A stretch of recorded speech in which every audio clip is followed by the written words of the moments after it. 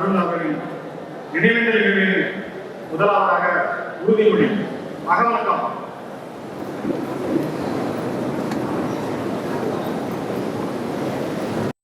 தாயக விடுதலைக்காக உயிர் வைத்த தாய் தமிழ் உறவுகளுக்கும் இன பற்றாளர்களுக்கும் மகவணக்கம். மொழியாகி எங்கள் மூச்சாகி முடிசூடும் என் தமிழ் மீது உறுதி. வழிகாட்டி எம்மை உருவாக்கும் தமிழர் வரலாற்று மீது உறுதி. விழிமூடி உயிர்கின்ற வீர வேட்டைகள் மீது உறுதி. இனிமேலும் போயோம் தெளிவாக வாழும் உறுதி உறுதி. வென்றெடுப்போம் தமிழர் உரிமைகளை, வென்றெடுப்போம் தமிழர் உலகத்தை. வென்றாக வேண்டும் தமிழ், ஒன்றாக வேண்டும் தமிழர். தமிழால் இணைந்து நாம் தமிழராக இருந்தோம். நாம் தமிழர், நாம் தமிழர், நாம் தமிழர்.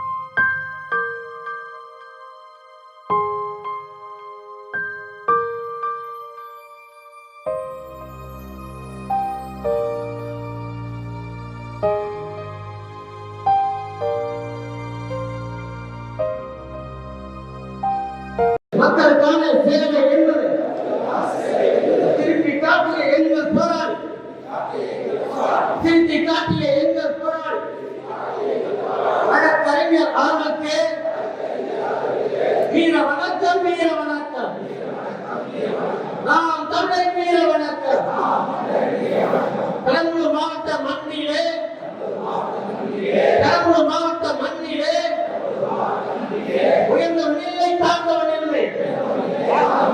திராவிட சூழ்ச்சி எங்களிடம் இல்லை. நிறைவேற்றுவோம், நிறைவேற்றுவோம், நிறைவேற்றுவோம்.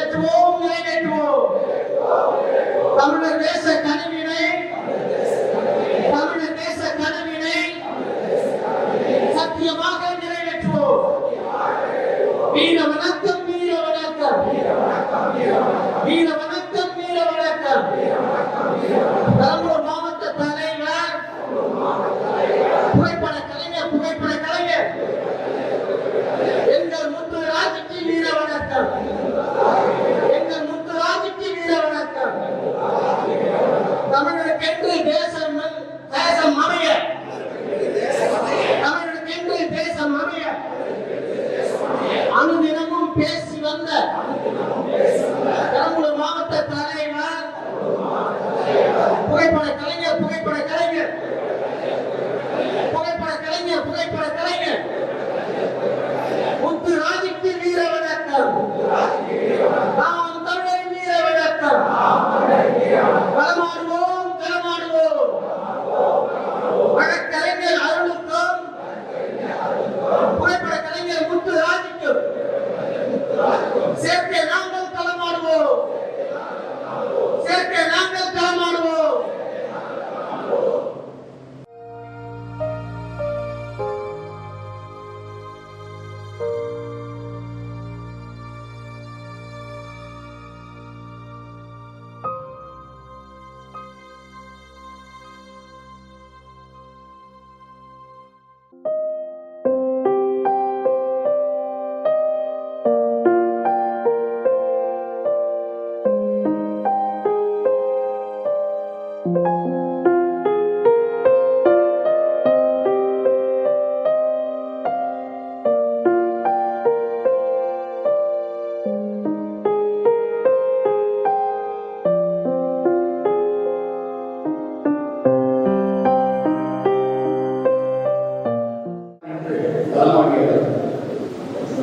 தமிழ் தேசியவாதிகளை தேடி கட்சியில் இணைத்து பெரம்பலூர் மாவட்டத்தில் நாம் தமிழர் கட்சியை வளர்த்தவர்.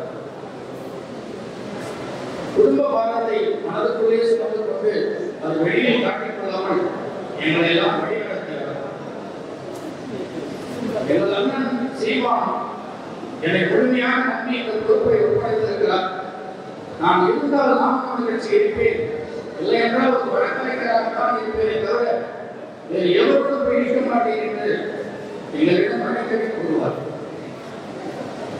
பொருளாதார நெருக்கடியிலிருந்தும் 2 முறை தேர்தலில் நின்று ஒவ்வொரு கிராமத்திற்கும் நாம் தமிழர் கட்சி உறுதி சேர்த்தவர்.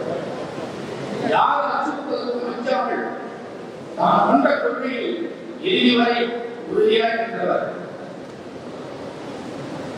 தேர்தல் வரப்பையும் போது நாங்கள் ஒரு கிராமத்துக்கு வாக்கு சேகரிக்க போகும்போது முன்பே நாம செய்துவிட்டு பிறகு அந்த கிராமத்தில் வாக்கு சேகரிப்பாங்க. அப்படி செய்து கொண்டிருக்கும் போது 9 கிராமத்துக்கு வாகனத்தை அனுப்பிவிட்டு நாங்கள் சென்றுரைக்கு வாக்கு சேகரித்துக் கொண்டிருந்தோம். அப்போது ஒரு அழைப்பு வந்தது, ஐயா இங்கே வாக்கு கட்சியை சேர்ந்த ஒருவர் எந்த ஒரு கூடுதல் காணொலி கூடுதல்கள் எல்லாம் கூடக்கூடாது என்று தடுக்கிறார் என்று ஒரு அழைப்பு வந்தது. ஐயா அவர்களுடனே எல்லா வாகனத்தையும் திருப்புங்கள், நாம் பொங்கலுக்கு போயாக வேண்டும் என்று 9 பேருந்து நிலையத்தில் நிறுத்தி ஒலிவாங்கியை கையில் எடுத்துக் கொண்டு தலையில் குண்டை கட்டிக்கொண்டு வாகனத்தில் ஏறி என்று அழைப்பு வைத்தார். நாங்கள் உயிருக்கு பயந்து இந்த களத்தில் இருக்கவில்லை, உயிரை துச்சமனை எண்ணித்தான் இந்த களத்தில் இருக்கின்றோம்.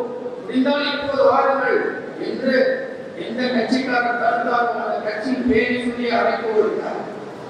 அந்த துணிவும் தெரியும் இனி யார் இருந்தாலும் அவர் இடத்தை இழப்புவது கடினம். அந்த பெருமகன் இன்று நம்மோடு இல்லை. 5 இழந்து வாழும் ஒரு குடும்பத்தாருக்கு நாம் தமிழர் கட்சி ஒருவர்கள் நான் ஒருவராக எனது வேலைகளை பதிவு செய்கிறேன். ஆனால் அவர் சுமந்திருக்கின்ற கடமை பெரம்பலூர் மாவட்ட உறவுகள் நாங்கள் சுமந்து தொடர்ந்து ஒற்றுமையாக பயணிப்போம் என்பதை பெரம்பலூர் மாவட்ட நாம் தமிழர் கட்சி உறவுகள் சார்பாக உறுதியளிக்கின்றேன். நன்றி, வணக்கம். எங்களுக்கு ஆர்வமாக சொல்லும் ஒரு அண்ணனாக மாவட்டத்தில் என்றும் மக்களுக்காகவும் மக்கள் பணிக்காகவும் எங்களோடு உடனிருப்பார்.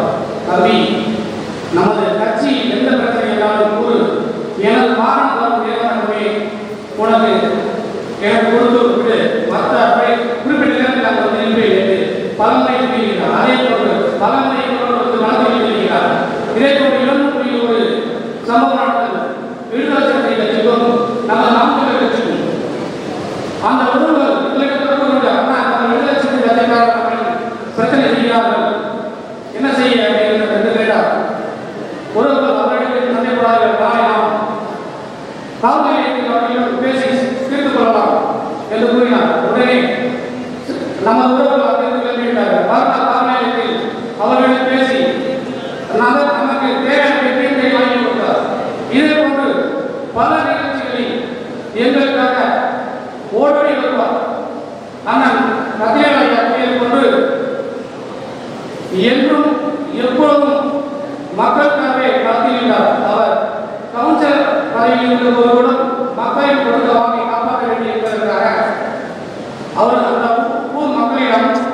நாம் வெற்றி பெற்றால் 6 மாதத்திற்குள் உங்களுக்கு சாலை அமைத்து தருகிறேன் அப்படின்னு வாக்குறுதி கொடுத்திருந்தார்.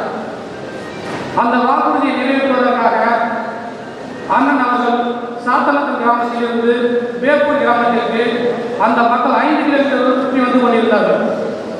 வெற்றி பெற்ற 6வது மாதத்திற்குள் அந்த சாலையை முடித்து சொந்த செலவில் 12 லட்சம் ரூபாய் சொந்த செலவில் அந்த பாதைக்கு நிலம் வாங்கி அதை வேலையை முடித்து 6வது மாதம் நிறைவு நாளில் திறப்பில் வைத்தார். அப்படி மக்களுக்காக இந்த மண்ணிற்காகவும் தயாராக கொடுத்தவர். அதோடு மட்டுமில்லாது எங்கள் அண்ணன் செந்தமிழர் சீமான் சொல்வது போல் இந்த மண்ணும் மக்களும் அனைத்து உயிர்களுக்குமானது என்பதை போன்று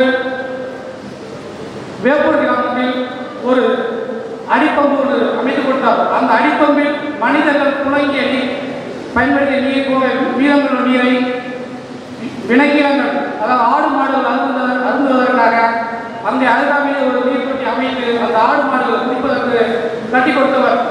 இதை பார்த்து பக்கத்தில் உள்ள அனைத்து கிராம மக்களும் அப்பா இப்படி ஒரு தொழில் எங்களுக்கு கிடைக்கவில்லையே அப்படி என்று கேட்டுக்கொண்டார்கள். ஏனென்றால் அண்ணன் எதையுமே வீணடிக்கக்கூடாது, நேரத்தை வீணடிக்கக்கூடாது, காலத்தை வீணடிக்கக்கூடாது, நீர் கூட வீண் போகக்கூடாது. அந்த நீர் நமக்கு மிஞ்சிய நீர் நமது அடுத்த உயிரினங்களுக்கு தேவைப்படும் என்பதை மனதில் வைத்து அந்த மாதிரி ஒரு தொட்டியை அமைத்து கொடுத்தார். அண்ணனை பற்றி கூற வேண்டும் என்றால் இன்று ஒரு நாள் பத்தாது, கூறிக்கொண்டே போகலாம். அவ்வளவு நிறைய இந்த மாவட்டத்திற்காக செய்துள்ளார். பெரம்பலூர் மாவட்டத்தின் அடையாளம் என்றால் அண்ணன் அருள்தான். நாம் தமிழர் கட்சி பெரம்பலூர் மாவட்டத்தில் யாரை கைவிட்டார் எல்லாரும் சொல்வார், அண்ணன் அருளை கைவிட்டார். ஏனென்றால் அந்த அளவுக்கு பட்டி தொட்டி அவரது பெயர் பரவி கிடந்தது. இந்த பெரம்பலூர் மாவட்டத்தில் பார்த்தீர்கள் கல்குவாரி உடைத்து எடுத்துக் கொண்டிருந்தார்கள். அண்ணன் கிட்டத்தட்ட 10 ஆண்டுகள் போராடி அந்த கல்குவாரி உடைப்பதையே நிப்பாட்டி வைத்தார். இதனால் அவருக்கு பல கொலை மிரட்டல்களும் கூட வந்தது. அதையும் பொருட்படுத்தாமல் இந்த மண்ணுக்காகவும் மக்களுக்காகவும் களத்தில் இருந்து மிகவும் சிறப்பாக செயல்பட்டு இந்த மாவட்டத்தை முன்னிறுத்தி சென்றார் என்பதை இந்த நேரத்தில் கூறிக்கொண்டு அவரின் கனவுகளை இந்த மாவட்ட மக்களோடு இணைந்து நானும் சேர்ந்து சுமந்து இந்த குன்னம் தொகுதியில் இருந்து அண்ணனின் கனவான சட்டமன்ற உறுப்பினர் என்ற கனவை இந்த குன்னம் தொகுதியில் ஒருவரை தேர்ந்தெடுத்து அவரின் புகைப்படம் அளித்த ஆடையை அணிந்து கொண்டு சட்டமன்றத்திற்குள் விரைவில் ஒருவரை அனுப்பி வைப்போம் என்பதை இந்த நேரத்தில் தெரிவித்துக் கொள்கிறேன். நன்றி.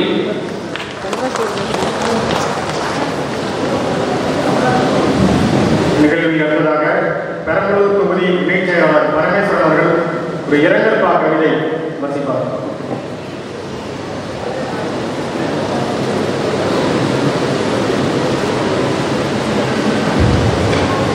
தாய் தமிழ் உறவுகளுக்கு புரட்சி வணக்கம். மாவட்டத்தின் வாரிகளுக்கு நினைவேந்த இம்மண்ணுலகை கவப்புதவன் எங்கள் ஆசிரியர் அண்ணன் அவர்களுக்கு ஆன்மாவை வரிகளிலும் இம்மண்ணுலகில் கவப்புதவன் எங்கள் ஆசிரியர் அண்ணன் அவர்களுக்கு ஆன்மாவை வரிகளிலும் பெரம்பலூரின் பேராண்மை தலைவனே, பெருமைமிகு பெற்றோரின் புதல்வனே, எங்களை பேச வைத்த பெருமகனே, நீ நினைவுகளில் எங்களை வருக. பெரம்பலூரின் பேராண்மை தலைவனே, பெருமைமிகு பெற்றோரின் புதல்வனே, எங்களை பேச வைத்த பெருமகனே, நீ நினைவுகளில் எங்களை வருக. அன்பின் வடிவமாய், ஆற்றலின் உருவமாய், இனிமையின் சொல்லாய், ஈன்றவனின் உயிராய், உண்மையின் கருவாய், ஊக்கத்தின் விளைநிலமாய், எண்ணங்களின் வடிவமாய், ஏடுகள் ஏற்றும் வரிகளாய், ஐயம் போற்றும் ஐயனாய், ஒற்றுமையின் சிகரமாய், ஓயாத உலகத்தின் நாயகனாய், அவ்வையின் நெல்லி கனியாய் வாழ்ந்தவனே, இதோ எங்கள் நினைவுகளில் உங்கள் நினைவுகள். அன்பில் வடிவமாய், ஆற்றலின் உருவமாய், இனிமையின் சொல்லினாய், ஈன்றவனின் உயிராய், உண்மையின் கருவாய், ஊக்கத்தின் விளைநிலமாய், எண்ணங்களின் வடிவமாய், ஏடுகள் ஏற்றும் வரிகளாய், ஐயம் போற்றும் ஐயனாய், ஒற்றுமையின் சிகரமாய், ஓயாத உலகத்தின் நாயகனாய், அவ்வையின் நெல்லி கனியாய் வாழ்ந்தவனே, இதோ எங்கள் நினைவுகளில் உங்கள் நினைவுகள். கரிசல் மண் உன் காலடி கடங்கள் சொல்லும், இவன் எங்கள் தமிழன் என்று. ஆம், நாம் தமிழன் என்று. கரிசல் மண் உன் காலடி கடங்கள் சொல்லும், இவன் எங்கள் தமிழன் என்று.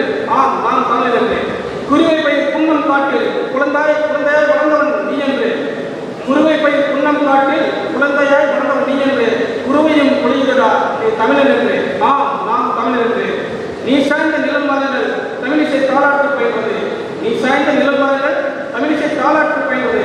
தங்கமே நீ இல்லை என்று தரம் கட்டி அழுகிறது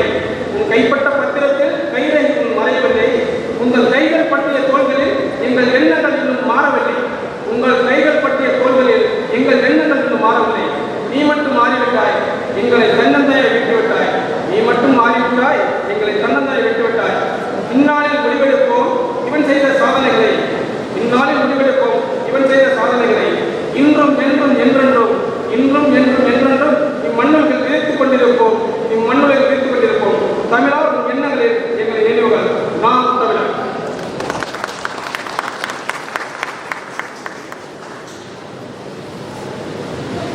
நிகழ்வில் எடுத்து செல்லம்மா அவர்கள் மாவட்ட மகளிர் பாசறை செயலாளர். தமிழ் புலியும் நாம் தமிழர் கட்சியின் முன்னோடியுமான அண்ணன் அருள் அவர்களின் நினைவேந்தலுக்கு வருகை தந்திருக்கும் அனைத்து உறவுகளுக்கும் வணக்கம். ஒரு மரம் வளர்த்து பல கிளைகள் கழித்து அம்மரத்தை பூ பூத்து காய் காய்த்து பழம் பழுத்து பழத்தை உண்ணுவதில் இது போல ஒரு மாவட்ட செயலாளர் நம்மளுக்கு கிடைத்தால் வாழ்த்துக்கள். நடந்து முடிந்த சட்டமன்ற தேர்தலில் அவருடைய குழு தகுதி வேட்பாளராக போட்டியிட்டாலும் நம்மளுடைய சட்டமன்ற தெரிவுரை கூட்டத்தில் சிறப்புரையாற்றி எங்களுக்காக வாக்கு சேகரித்து தந்தார். அவருடைய எண்ணங்களையும் ஆசைகளையும் நாம் தமிழர் பிள்ளைகள் நாம் அவர் வழி நின்று செய்து முடிப்போம் என இந்நேரத்தில் நாம் தமிழர் பிள்ளைகள் நாம் உறுதி எடுத்துக் கொள்வோம். நன்றி, வணக்கம். நாம் தமிழர்.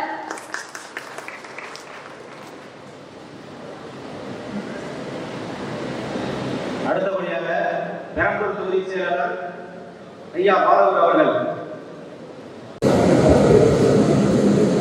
அண்ணன் உள்ளிட்ட அவையோர் அனைவருக்கும் வணக்கம். இந்த நிகழ்வு எப்பவுமே நம்ம வந்து ஒரு துக்க நிகழ்வு நடக்கப்படாதுன்னு நினைக்கிறோம்னா, நம்ம கட்சிக்கு வந்து எப்பவுமே ஒரு வீர வணக்கம், ஒரு இந்த மாதிரி நினைவேந்தல் கூட்டம் ஒன்று தொடர்ச்சியாக நடக்கும் போது பார்த்தீங்கன்னா மிகப்பெரிய போராளிகளை தொடர்ச்சியாக நடந்துட்டு வர்றது ரொம்ப வருத்தமா இருக்கு. சமீபத்தை கடந்து வந்தேன், இப்போ மாவட்ட ஆரம்பம். எனக்கு அவருக்குமான அர்த்தம் பார்த்தீங்கன்னா கொஞ்ச காலம் தான். நவம்பர் 2018, 25 ஒவ்வொரு மனிதனும் வந்து வாழ்நாள்ல சில தேதிகளை மறக்க முடியாம இருப்பாங்க. அந்த மாதிரி மறக்க முடியாத நாள் எனக்கு நவம்பர் 2018, 25 என்னன்னு பார்த்தீங்கன்னா, எங்க கிராமத்துல நான் குடிக்குடி இருக்கிறோம். கட்சிக்குள்ள வரதுக்கு முன்னாடி அவர்கிட்ட சொன்ன விஷயம், ஆனா சீமா அடிக்கடி சொல்லுவாரு, பிறந்த தாய் கிராமம் ஒரு குடிக்குடி ஏற்ற வேணா எனக்கு கட்சியிலிருந்து பிரயோஜனம் இல்லைன்னு. அதுக்காக நான் அவர்கிட்ட பேசும்போது ஒரு தொடர்ச்சியாக சொன்னது, எங்கேயா நேரில் வாங்க பேசலாம் அப்படின்னாரு. நான் ஒரே எங்க ஊர்ல கொடி இருந்தாலும் அவரை சந்திக்க மாட்டேன்னு சொல்லிட்டேன். அதே மாதிரி முதல்ல எங்க ஊர்ல வந்து எங்க மண்ணில் தான் அவர் சந்திச்சேன். இதுல கெடு வாய்ப்பு என்னன்னா, இறுதியா சந்திச்சதும் அவரு அதே மக்கள் அதே இடத்துல எங்களை சந்திச்சு போனாரு. கடைசியா கண்ட நிகழ்வும் எங்க ஊர்ல ஒரு நிகழ்வு நடந்துட்டாரு. ஒரு மனிதன் வந்து எப்படி வாழணும் அப்படிங்கிறதுக்கு மிகச்சிறந்த உதாரணம் அவரு.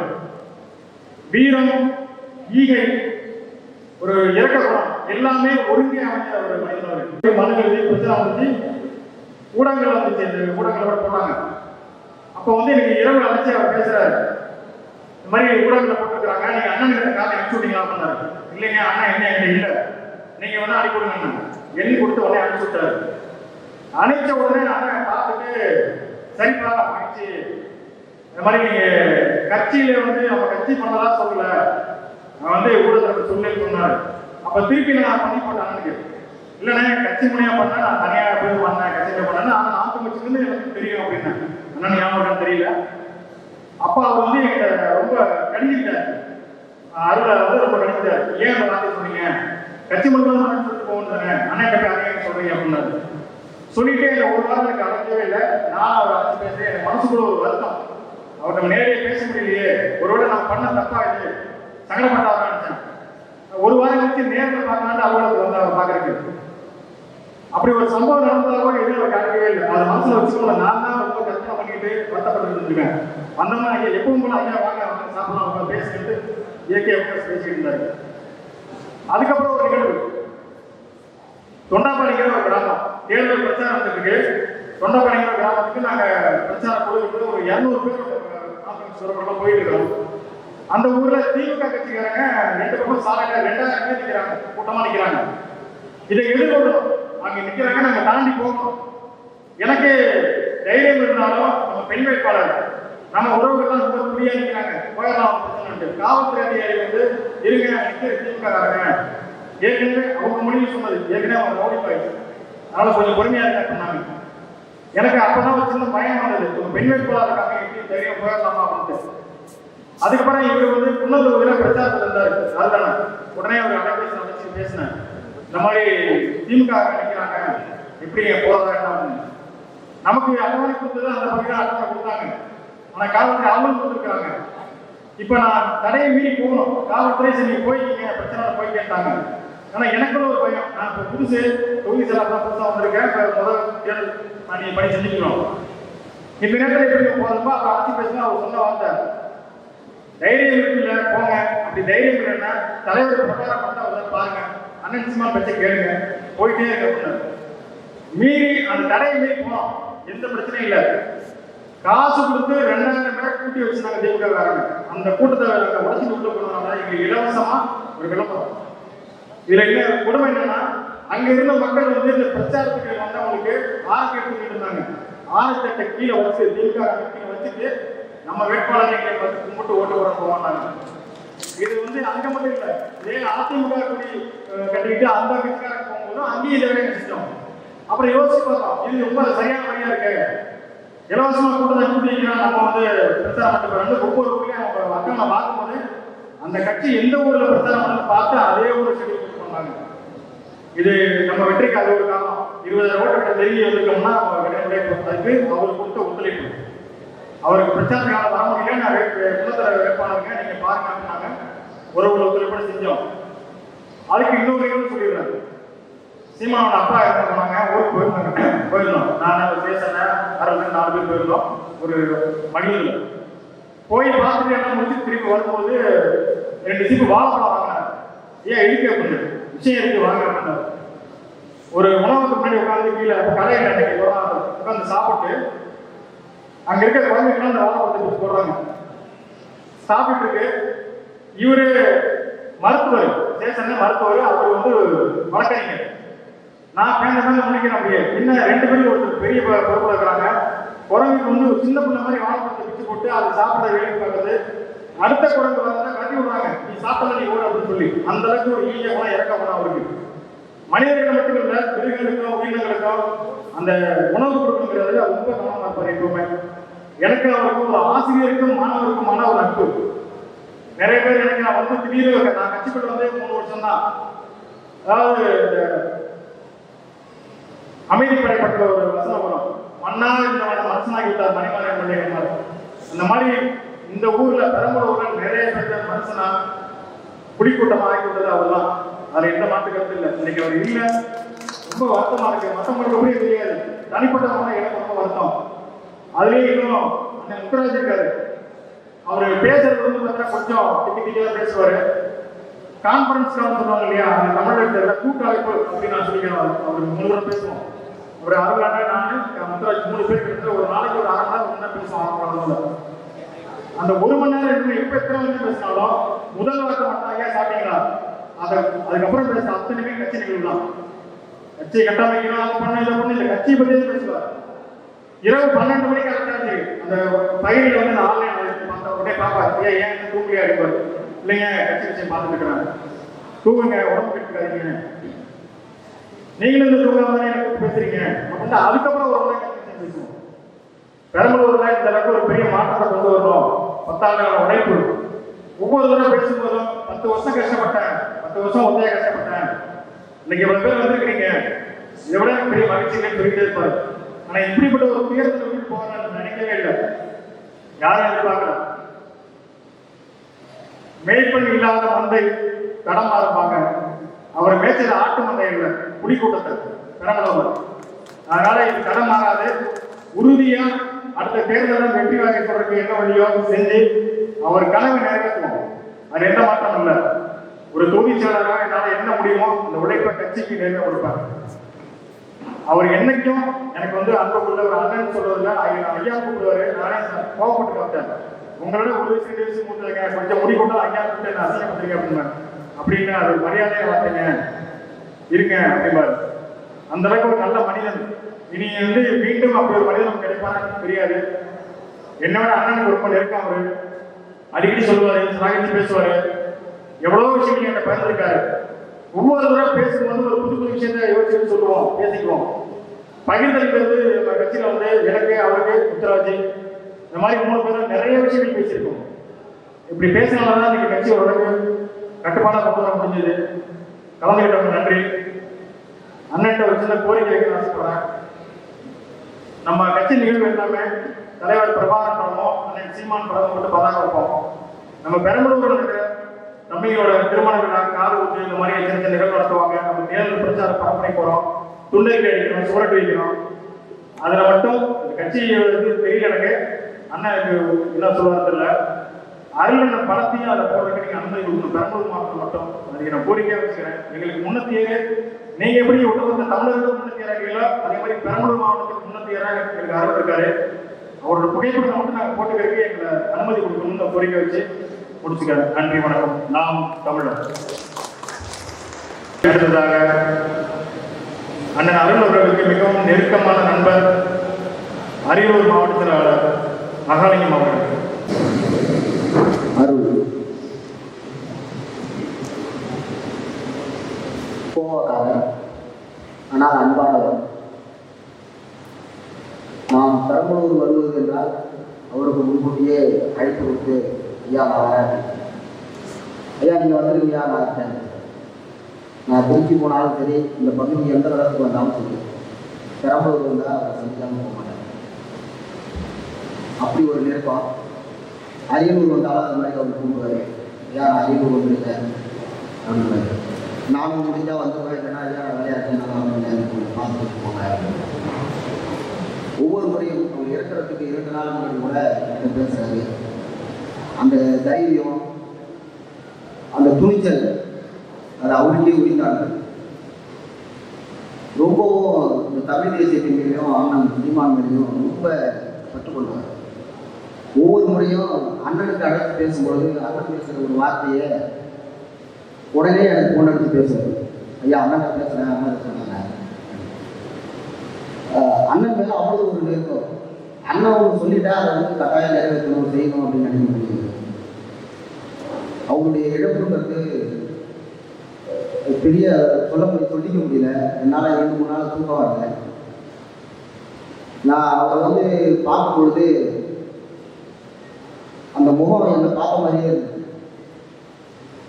அந்த வருத்தத்திலிருந்து என்னால் மீளவே முடியல. 2-3 நாள் நான் பிரபுகிட்ட பேசி ரொம்ப என்னால் முடியல, ரொம்ப கஷ்டமாக இருக்கிறது, ரொம்ப வருத்தப்பட்டேன். ரொம்ப உறுதுணையாக இருக்கார். அவர் செய்த வேலைகள் அந்த ஒன்றிய குழு உறுப்பினராக அவங்க மனைவியை நிறுத்தி ஜெயிக்க வச்சுட்டு நிறுத்தும் போது சொன்னார், நான் ஜெயிக்கிறேன், நான் கட்டாயம் ஜெயிப்பேன் பாருங்க. அதே மாதிரி ஜெயிச்சு எனக்கு அழைச்சார், ஐயா ஜெயிச்சிட்டோம். எங்கள் பகுதியில் ஜெயங்கொண்ட பகுதி, அரியலூர் பகுதியெல்லாம் நீ மாவட்ட செயலாளர், ஆனால் அங்கே பார்க்க சொந்தமாக ரோடு வாங்கி கொடுத்துருக்காரு, சாலை போட்டு கொடுத்துருக்காரு, செய்தியெல்லாம் வந்து மோகனில் வந்து 800 தம்பிகளே கிட்ட கூப்பிட்டுருக்காங்க. அவ்வளவு வந்து மக்களுக்காக அதை செஞ்சு கொடுக்கணும் அப்படின்னு அந்த சாலையை போட்டு கொடுத்ததுலேயே பெரிய அளவு பேசப்பட்டார். அதே மாதிரி எனக்கு ஏதாவது சின்னதாக நான் ஒரு காவல் நிலையத்துக்கு போகிறேன், என்னால் பேச முடியல, என்ன பேசணும்னு தெரியல அப்படின்னா நான் உடனே அழைக்கிறது அதாக இருக்கும். அழைச்சேன்னா அடுத்த நேரம் எடுத்து சொல்லுங்க ஐயா, ஐயா இது மாதிரி பிரச்சனை, ஐயா நீ இருந்தால் பேசுங்கய்யா. நான் பேசுகிறேன் கரெக்டாக அது மாதிரியே நடக்கும். ஒவ்வொரு முறையும் நான் 2 நாளைக்கு முன்னாடி கூட நான் பேசும்போது ஒரு விடயமாக தான் பேசுகிறேன், நீங்கள் இப்படி செய்யலையா, இல்லைன்னா எனக்கு அழைச்சி பேச சொல்லுங்க, நீங்கள் எந்த நேரம் நாளை எடுத்து கூப்பிடுங்க அப்படின்னு. அவ்வளவு ஒரு பெரிய நட்பு இருக்குள்ள. ஆனால் இதை எடுத்துக்கிட்டு நாம் தமிழர்கள் அவர் எனக்கு தெரியாது. 2000 நாங்கள் கட்சியில் இருக்கும்பொழுது அவர் ஒரு மாவட்ட செயலாளர் அழைச்சி நான் சிங்கப்பூரில் இருந்து அழைச்சி பேசியிருக்கேன், அவ்வளோதான். மற்றபடி பெரிய நெருக்கம் கிடையாது. நான் 2016 இங்கே வந்த உடனே நான் ஒரு ஆர்ப்பாட்டம் அரியலூரில் செய்கிறேன். அதுக்கு அருள் அவர்கள் தான் அழைச்சார், பிரபு அவர்கள் அழைச்சி தான் நான் ஒரு கண்டன ஆர்ப்பாட்டம், அதெல்லாம் நான் மாவட்ட செயலாளர் ஆன உடனே அவங்க 2 பேரை வச்சு தான் ஒரு கண்டன ஆர்ப்பாட்டம் நடத்தினேன். அது மாதிரி நிறைய சொல்லிகிட்டே போகலாம். கடைசியாக சகோதரர் நம்ம கடவுள் இருந்ததுக்கு நாங்கள் 2 மணிக்கு அழைப்பு, நெய்வேலி மோகன்ராஜிட்டு இருந்து 2 மணிக்கு அழைப்பு, இது மாதிரி இறந்துட்டாங்க. ஐயோ எனக்கு திரும்ப உடனே நான் பேசுகிறேன், ஐயா காலையில் நீங்கள் வந்துருங்கய்யா, முத்தூர்பேட்டை வந்துருங்கய்யா, நம்ம அப்படியே சேர்ந்து போய் கருவேப்பிலை கொடுத்துருங்கய்யா, அங்கேயிருந்து சேர்ந்து போயிடலாம். அப்போ நாங்கள் போகிறோம், கடைசி வரைக்கும் இருக்கிறோம். அப்போ அந்த கூட்டத்தெல்லாம் பார்த்து அவர் கடைசி சொன்னார், ஐயா கடவுள் சொத்து சம்பாதிச்சாரா இல்லையா, பழைய ஆரம்பிச்சாரு, பெரிய கூட்டத்தை கூட்டிட்டாரு, நம்ம எல்லாம் வருவாங்கயா அப்படின்னு ஒரு கேள்வி கேட்டார். அது இன்னமும் என் மனசுக்குள்ள அப்படியே ஓடிக்கிட்டே இருக்கு. நான் கடைசியாக ஒரு ஊர்வலத்தில் போகும்பொழுது, நான் ஒரு கூட பயணிக்கும் பொழுது அதெல்லாம் நினைச்சுட்டே போனேன். இப்படி ஒரு வார்த்தையை எதை வச்சு சொன்னார், இப்படி சொல்லிட்டாரு, இப்படி போயிட்டாரு அப்படின்னு.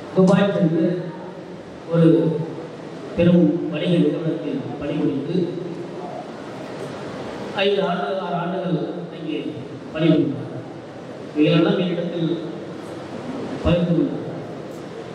அப்பொழுதுதான் 2006ஆம் ஆண்டிலிருந்து 2009ஆம் ஆண்டு வரையில் தமிழ் நிலப்பரப்பில் மிகப்பெரிய ஒரு இனப்படுகொலை நடந்தது. நீங்கள் எல்லோரும் அறிவீர்கள். அந்த இனப்படுகொலையை அயல்நாடுகளில் இருக்கின்ற உணர்வுமிக்க தமிழர்கள் என்ன செய்யறது புரியாது. பக்கத்தில் இருக்கிறவங்களுக்கு குழம்பி தீர்க்கணும், அப்படி இல்லைன்னா அங்கிருந்து இங்கு தொடர்பு குழம்பி தீர்க்கணும். அதை ஒன்றை தவிர வேறு வழி கிடையாது. அந்த வகையில் அங்கிருந்து அவருடைய மூத்தவர் சேல்சாமியிடம் என்ன அப்படி நடக்குது, இப்படி கொள்றாங்களே, சிறுக சிறுக நம்மளுடைய நிலப்பரப்புகள்லாம் எழுந்துட்டு வரமே, இது தடுக்க முடியாதா, சரி செய்ய முடியாதா, நம்ம மாவட்டத்தை எதையாவது செய்ய முடியாதா, உங்கள் மருத்துவர்கள்லாம் ஒன்று திட்டி ஒன்று செய்ய முடியாதா, நான் அங்கே ஒரு 10 வழக்கறிஞர்களை திரட்டி நான் எதாவது செஞ்சிருப்பேன் அப்படின்னு ஆதங்கப்பட்டு பேசியது. தொடர்ந்து தினம் தினம் இரவு அவருடைய சகோதரர் மருத்துவர், அரசு மருத்துவர் சேல்ஸ் அவர்களோட பேசியது. இறுதிக்கட்ட போக முடிந்தது. மனசு உடைஞ்சி போய் மேற்கொண்டு அங்கே பணிபுரிய மனசு இல்லாது அந்த பணியினை விட்டுவிட்டு அழுது தீர்க்க ஆர்வம் சொல்ல யாருமே இல்லை. ஏனென்றால் அந்த நிலப்பரப்பை அப்படி நேசித்திருக்கிறார். தேசிய தலைவர் மேதகவி பிரபாகரன் அவர்களை தன்னுடைய நெஞ்சில் குடியேற்றிருக்கிறார். அங்கிருந்து புறப்பட்டு வந்தார். சொல்லாமலாம் புறப்பட்டு வந்தார். இங்கே நடக்கக்கூடிய அது சம்பந்தப்பட்ட கூட்டங்கள், ஆர்ப்பாட்டங்கள், போராட்டங்கள், இந்த கூட்டங்களில் கலந்து கொண்டு பயணித்த போதுதான் அண்ணனை முதலாக மதுரையில் சந்திக்கிறார். எப்போது சந்தித்தாரோ அப்போதிலிருந்து அவர் இறக்கும் தருவாய் வரை இந்த கட்சிக்காக, தமிழ் தேசிய அரசியலுக்காக உண்மையான அர்ப்பணிப்புகளோடு களத்திருந்த ஒரு பெருமாவி. எல்லோரும் சொன்னார், கவுன்சிலர் பொறுப்பு என்பது சம்பாதிப்பதற்கு, போடாத சாலைக்கு பில்லு போடுவதற்கு, வெட்டாத வாய்க்காலுக்கு பில்லு போடுவதற்கு, வெட்டாத ஆறு உலகளுக்கு பில்லு போடுவது, இது நம்மை சுற்றி நடக்கக்கூடிய அணிவை எல்லாருமே அறிந்தது தான். இதையே இவரும் செய்வார். இதை வந்து தெரிய வைக்கிறீங்க அப்படின்னு பார்ப்போம். தெரிய வந்து ஆச்சரியமா இருக்கும். ஒரு அசாத்திய திறமை, பல பேர் எதிர்கொள்ளக்கூடிய ஒரு சிக்கலை அசாத்திய துணிச்சலோடு எதிர்கொள்ளக்கூடிய ஒரு அருமையான போராளியை நம்ம இழந்துட்டோம். போராட்டம் மக்களுக்காக நின்றுதான் ஒரு ஆண்டு தான். அந்த பதவியை சரியாக பயன்படுத்தி ஓராண்டு தான். அந்த ஓராண்டுக்குள் எவ்வளவு மக்களை வென்றிருக்கிறார் என்பதை எனது அருமை புரிஞ்சுக்கணும். கடைசியா அவரோடு நெருக்கமாக 2 நிகழ்வுகளில் நான் கலந்து கொண்டேன். ஒன்று, அண்ணன் சீமான் அவர்கள் மதுரையிலிருந்து சென்னை செல்லும் வழியில் பாடாலூர் அருகே உணவருந்த வேண்டும் என்று சொல்லிய போது, நான் அருகாமை மாவட்டம் பெரம்பலூர் என்பதால் அருள் அவர்களுக்கு கலந்து விசாரணை வர்றாங்க, வரியா அப்படின்னு சொல்லி கேட்டேன். என்ன வரியா, அதோட எனக்கு என்ன வேலை, இந்த வரலாம் இப்போ கிளம்புனாரு, எந்த சூழ்நிலை இருந்தாலும் எங்கே இருந்தாலும் தெரியல. அடுத்த 10ஆம் செய்யணும், இதுக்காக தயாராக போல 10ஆம் வந்துட்டாரு. வந்து அங்கே எல்லாம் சாப்பிட்டு அண்ணன் கிளம்புனாங்க. இறுதியாக அண்ணனோட இந்த புகைப்படம் அழகா எடுத்த அப்படி, நல்லா அழகா அப்படியா அப்படின்ட்டு அண்ணன் கட்டி பிடிச்சாங்க. இது அண்ணன் கட்டி பிடிச்சாங்க, அவ்வளோ அழகா இன்னும் சொல்லிச்சது கூட அப்படி இருந்துச்சு. அழகா ஐடியா, முழுசா ஐடியா, பாதி ஐடியா, நல்ல ஐடியா அப்படின்ட்டு அண்ணனுடைய மகன் மாவீரன் பிரபாகரனோடையும் அவ்வளோ அழகாட்டு அங்கே நிறுத்தி அப்படி எடுத்து சொன்னார். இயற்கையோட அவ்வளோ அழகாக இது அப்படியே கண் முன்னாடி நிற்கிது. அதெல்லாம் கண் முன்னாடி நிற்கிது. அதன் பிறகு அருமை சகோதரன் கடந்தீபன் அவருடைய அந்த நிகழ்வு இங்கேருந்து தான் நாங்கள் எல்லாம் ஒன்றா போயிருந்தோம். அதை போயிட்டு திரும்பி வர்றபோது நிறைய கேள்வி கிண்டல் பேசுறது உண்டு. நான் கொஞ்சம் பெரிய இதெல்லாம் பேசுவேன், அவரை கொஞ்சம் கேள்வி கிண்டலாக பேசுவேன். அப்போது வரும்போது பத்தியா ஐயா எவ்வளோ கூட்டத்தை பற்றியா, அவன் காசு பணம் சேர்க்கலையா, சொத்து சொத்து சேர்க்கலையா, எவ்வளோ மக்களை சம்பாதிச்சிருக்கான் பார்த்தியா. அதுபோல் நான் கிட்ட வருவாங்களா நீ கேட்டா கிட்டத்தட்ட ஒரு 10 பேர் வருவாங்களா இது அப்படின்னு கேட்டேன். அது எப்படின்னே சொல்ல தெரியல. வந்தாங்க அருமை நண்பன் வழக்கறிஞராக அசைன் பண்ணாங்க. வழக்கறிஞர்களுக்கு இதே ஒரு சிக்கனற்றால் உடனடியாக ஓடி சென்று உதவி செய்யக்கூடிய அந்த வழக்கறிஞர் பணியை செய்கின்ற போது, நீதிமன்றத்துக்கு செல்லுகின்ற போது அந்த ட்ரெஸ் கோடு என்பார். ட்ரெஸ் கோடு மேலே வெள்ளை சட்டை, கீழே வெள்ளை பேண்ட்டு, நல்ல பெல்ட் போட்டு யூஸ் பண்ணி ஷூ போட்டுட்டு அவன் நீட்டாக ஒரு மிலிட்டரிக்கார மாரி அவ்வளோ அருமையாக போவார். சரியான நேரத்துக்கு சரியான முறையில் வழக்கை நடத்துவார். எல்லா இடத்திலும் ஒரே மாதிரியான அந்த கட்டண தொகையை ஏற்றுக்கொள்ளவே முடியும். அது எப்படி சரி செய்வது, யார் சரி செய்வார்கள் என்று தெரியல. ஆனாலும் இதனை சரி செய்துதான் ஆக வேண்டும். எனது அருமை பெரம்பலூர் மாவட்ட உறவுகள் எல்லோரும் ஒருங்கிணைந்து ஒன்று திரண்டு அருள் அவர்கள் காட்டிய வழியின்படி சிறப்பாக செயல்பட்டு இந்த மண்ணை மீட்டெடுப்பீர்கள் என்ற நம்பிக்கை உள்ளது. அதுபோல அருமை அண்ணன் முத்துராஜ் அவர்கள் அருளுக்கு மிக நெருக்கமானவர், அவரோடு எனக்கு மிக நெருக்கமானவர். சென்னைக்கு செல்கின்ற போதெல்லாம் எங்களை அரவணைத்து அறையடைத்து கொடுத்து நிகழ்வுகளில் எங்கள் கூடவே வந்து கலந்துட்டு ரொம்ப அற்புதமான மனிதர். ஐயா சுமையா வாங்கையா எப்பையா கொஞ்சம் இறுதியா சாப்பிட்டு போகலாம், இன்னொரு நாள் இருக்கையா அப்படிம்பாரு. சிறந்த புகைப்பட கலைஞர், அவ்வளவு ஒழுக்கமாக அவ்வளவு அழகாக அந்த காட்சிகளை பதிவு செய்யக்கூடிய ஒரு அற்புதமான மனிதர்.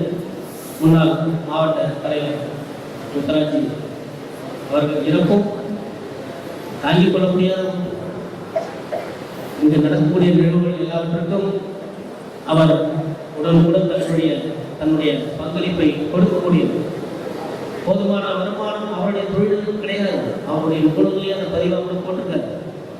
போதுமான வருமானம் கிடையாது. ஆனாலும் கட்சியில் என்றால் அவருடைய பங்களிப்பு இல்லாத அது நடக்காது. தன்னுடைய பங்களிப்பை கேட்டாமலே செலுத்தி கொடுத்து விடுவார். சென்னை செல்கின்ற பெரம்பலூர் உறவுகளை அரவணைத்து அறை எடுத்து தங்க வைத்து உணவு கொடுத்து நல்ல களப்பொறாளிகளை நாம் இழந்து தவிக்கின்றோம். அந்த தவிப்பினை எந்த வகையிலும் ஈடு செய்ய முடியாது, சரி செய்ய முடியாது. ஆனாலும் அதனை உறவுகள் எல்லோரும் சரி செய்து தமிழ் தேசிய அரசியலை இந்த மண்ணில் தொடர்ந்து விதைத்து நாம் தமிழர் அரசு அமையும் வரையில் நாம் உறுதியாக அந்த களத்தை நிற்போம் என்று கூறிக்கொண்டு வாய்ப்பு நன்றி கூறி விடைபெறுகிறேன். நன்றி.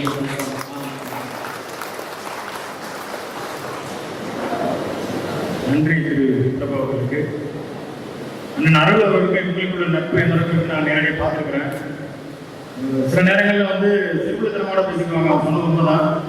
வழக்கறிஞர் மாதிரி தெரியாது. அவ்வளோ நட்பு, ஆழமான நட்பு. அதோட வெளிப்பாடு தான் இது. நிகழ்வில் அடுத்ததாக ஆசிரியர் ராசபாண்டியன் அவர்கள் சற்று நேரம்.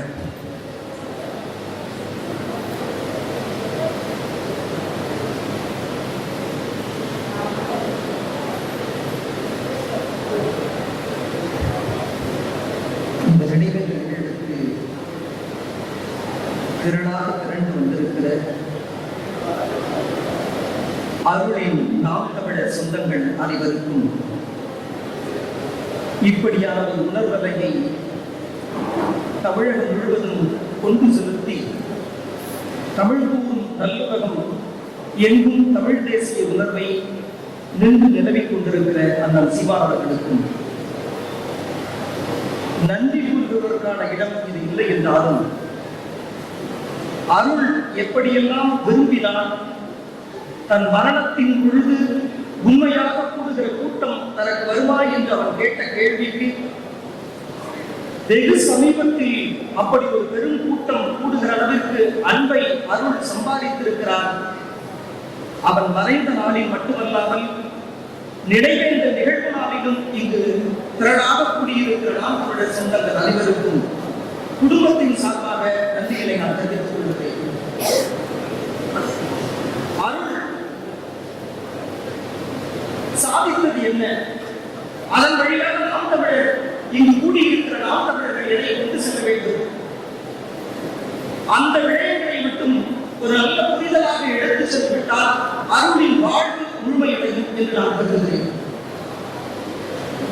தமிழ் தேசிய உணர்வாளர்களை எல்லாம் எந்த துறையின் நிழலை ஒதுக்குவது என்று குழப்பி தவிர்த்த நேரத்தில் எந்த சாயமும் இல்லாமல் ஒரு தலைவன் கிடைத்த அந்த மகிழ்வில் அவர் நிழலில் ஒதுங்கி பாதுகாப்பாக தமிழ் தேசிய சிந்தனையை வளர்த்தெடுத்தவர்கள். அதில் அருள் தனது பங்களிப்பை மிகச்சரியான கடைசி நொடிப்பொழுது வரையில் செய்தார் என்பதை அண்ணன் வெளிப்படையாக பேசினார்.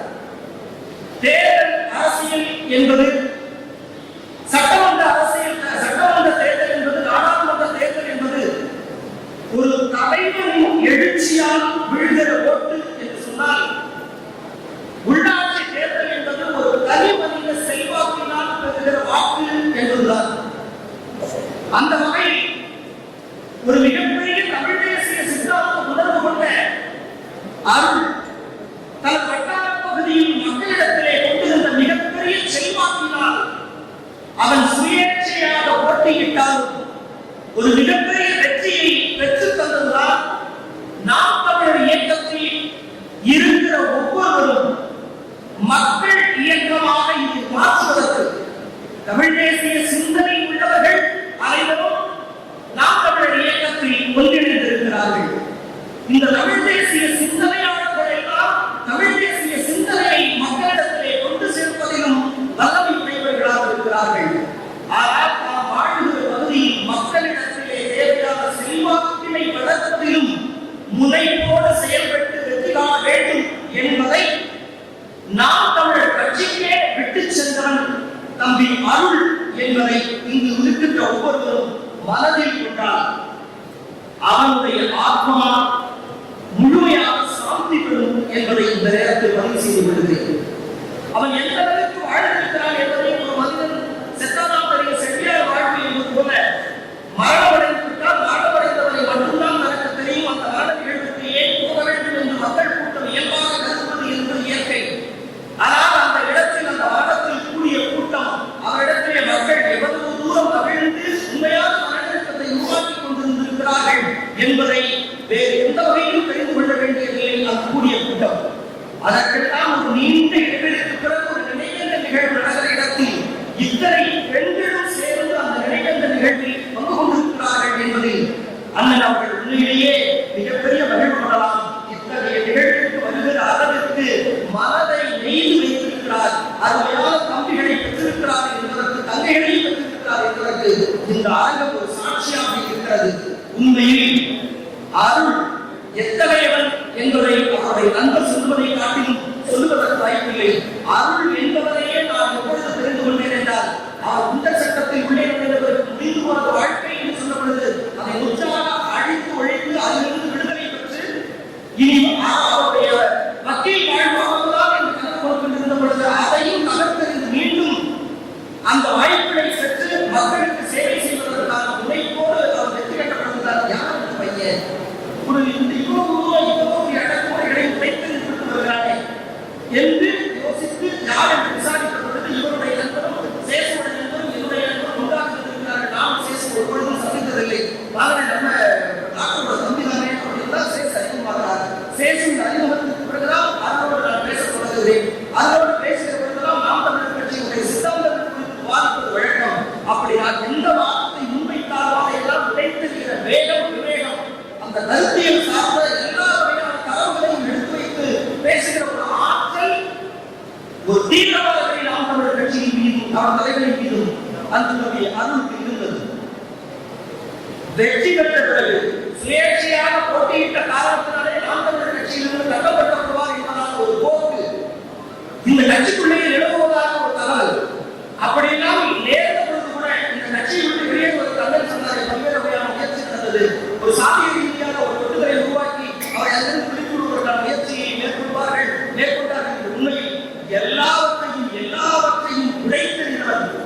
ஏதாவது முரண்பாடுகளின் புத்தகை யாருக்கால் அருளைத்தான் சொல்ல வேண்டும். எதையும் இருப்பான், யாரையும் இருப்பான். அது போன்ற ஒரு முரட்டு சுபாவம் உடையவன். அப்படித்தான் அவரை அணுக முயற்சித்தவர்கள் எல்லாம் நான் கொண்ட கொள்கை தமிழ் தேசியம். அந்த தமிழ் தேசிய சித்தாந்தத்தின் மீது கொஞ்சமும் தகவல் இல்லாமல் இன்று வரை பயணித்துக் கொண்டிருக்கிற தலைவர் மதிப்புக்குரிய சிவா அவரை தடுத்து அந்த வழியை விட்டு நான் விலக மாட்டேன் என்று கடைசி நிமிடம் வரை உறுதியாக இருந்தார்.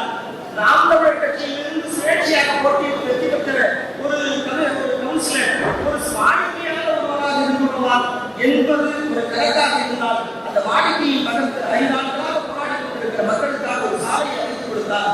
பணம் வந்தது, அதை எடுத்துக்கொள்ளலாம், செலவு செய்யக்கூடிய எடுத்துக்கொள்ளலாம் என்று யோசிக்காமல் திரட்டிய பணத்தை முழுவதையும் அந்த சாலையை செப்பனிடுவதை போட்டு காண்பித்து இப்படித்தான் ஒரு கவுன்சிலர் இருக்க வேண்டும் என்பதற்கு உதாரணமாக வந்து அருள் இருந்தால் அதையெல்லாம் இந்த அரங்கத்தில் இருக்கிற நாம் தமிழரை சார்ந்தவர்கள் அனைத்தும் மனதில் கொண்டு மக்கள் இயக்கமாக இதை மாற்றி உள்ளாட்சி தேர்தலில் உங்கள் பகுதியில் நீங்கள் தகுதியுடையவர்கள் என்பதாக உங்கள் பகுதியில் மக்கள் நம்புகிறவரை உதாரணமாக அருளை போன்று மக்களிடத்தில் அணுகி அவர்களுடைய தேவையை நிறைவேற்றி வெற்றி கொள்வீர்கள் என்றால் அது அருளுக்கு நீங்கள் செய்கிற உண்மையான காணிக்கையாக இருக்கும் என்று கோரி இந்த நேரத்தில் இந்த வாய்ப்பிற்கு நன்றி பாராட்டி இது போன்ற நிகழ்வை முன்னெடுத்த பெரம்பலூர் மாவட்ட நாம் தமிழர் இயக்கத்தை நான் சாராமல் இருந்தாலும் கூட இப்படியான ஒரு நிகழ்வை முன்னெடுத்த நாம் தமிழர் மாவட்ட அமைப்பினருக்கும் இந்த இடத்தில் இதை தருவதற்கு நான் ஒரு கோரிக்கையை வைத்த உடனே அருள்தாங்க அதுல நான் சந்திக்க விரும்புகிறேன், நான் அருள்தாங்க எனக்கு எதுவும் வேண்டாங்க மற்றவர்கள் இருக்குங்க. அதற்கு பிறகு அவர் சொன்ன கட்டம் தான் எல்லா பெருந்தலைவர்களும் மண்டபத்துக்கு வந்தாங்க. நான் பெரிதும் மதிக்கிற ஒரு தலைவர் சீமான் அவர்கள் இந்த மண்டபத்தை இந்த ஒரு சந்தர்ப்பம் அதற்கான வாய்ப்பை கொடுக்கும் என்றால் எனக்கு பெரிய மகிழ்ச்சின்னு இந்த மண்டபத்துக்காக சொன்னார். எங்களுக்காக பேசி வருபவர், ஆனால் எங்களை மீறி என்னால் வெளிவர முடியாது. அவர் மீது மிகுந்த காலம் கொண்டிருக்கிறேன். அவர் வருவதை நான் பெரிதாக கருதுகிறேன் என்று இந்த மண்டபத்தை கொடுத்தார். இந்த வகையில் இங்கு வந்திருக்கிற அனைவருக்கும், இதை முன்னெடுத்த அனைவருக்கும், இந்த மண்டபம் வழங்கிய அனைவருக்கும், இதற்கு உங்களை எல்லாம் கொஞ்சம் கூட குறையாது கட்டி காத்துக் கொண்டிருக்கிற உங்கள் இயக்கத்தினுடைய அன்பு அண்ணன் அவர்களுக்கும் நன்றி பாராட்டி விடை கொள்கிறேன். நன்றி, வணக்கம். ஆசிரியர் அவர்களின் வருகைக்கும் நினைவு உரைக்கும் மிக்க நன்றி. அடுத்ததாக அண்ணன் சேசு அவர்கள் அருள் அவர்களை பற்றிய நினைவுகள் பகிர்ந்து கொள்ளப்படும். அன்பு உறவுகள் அனைவருக்கும் நன்றி கலந்த வணக்கம்.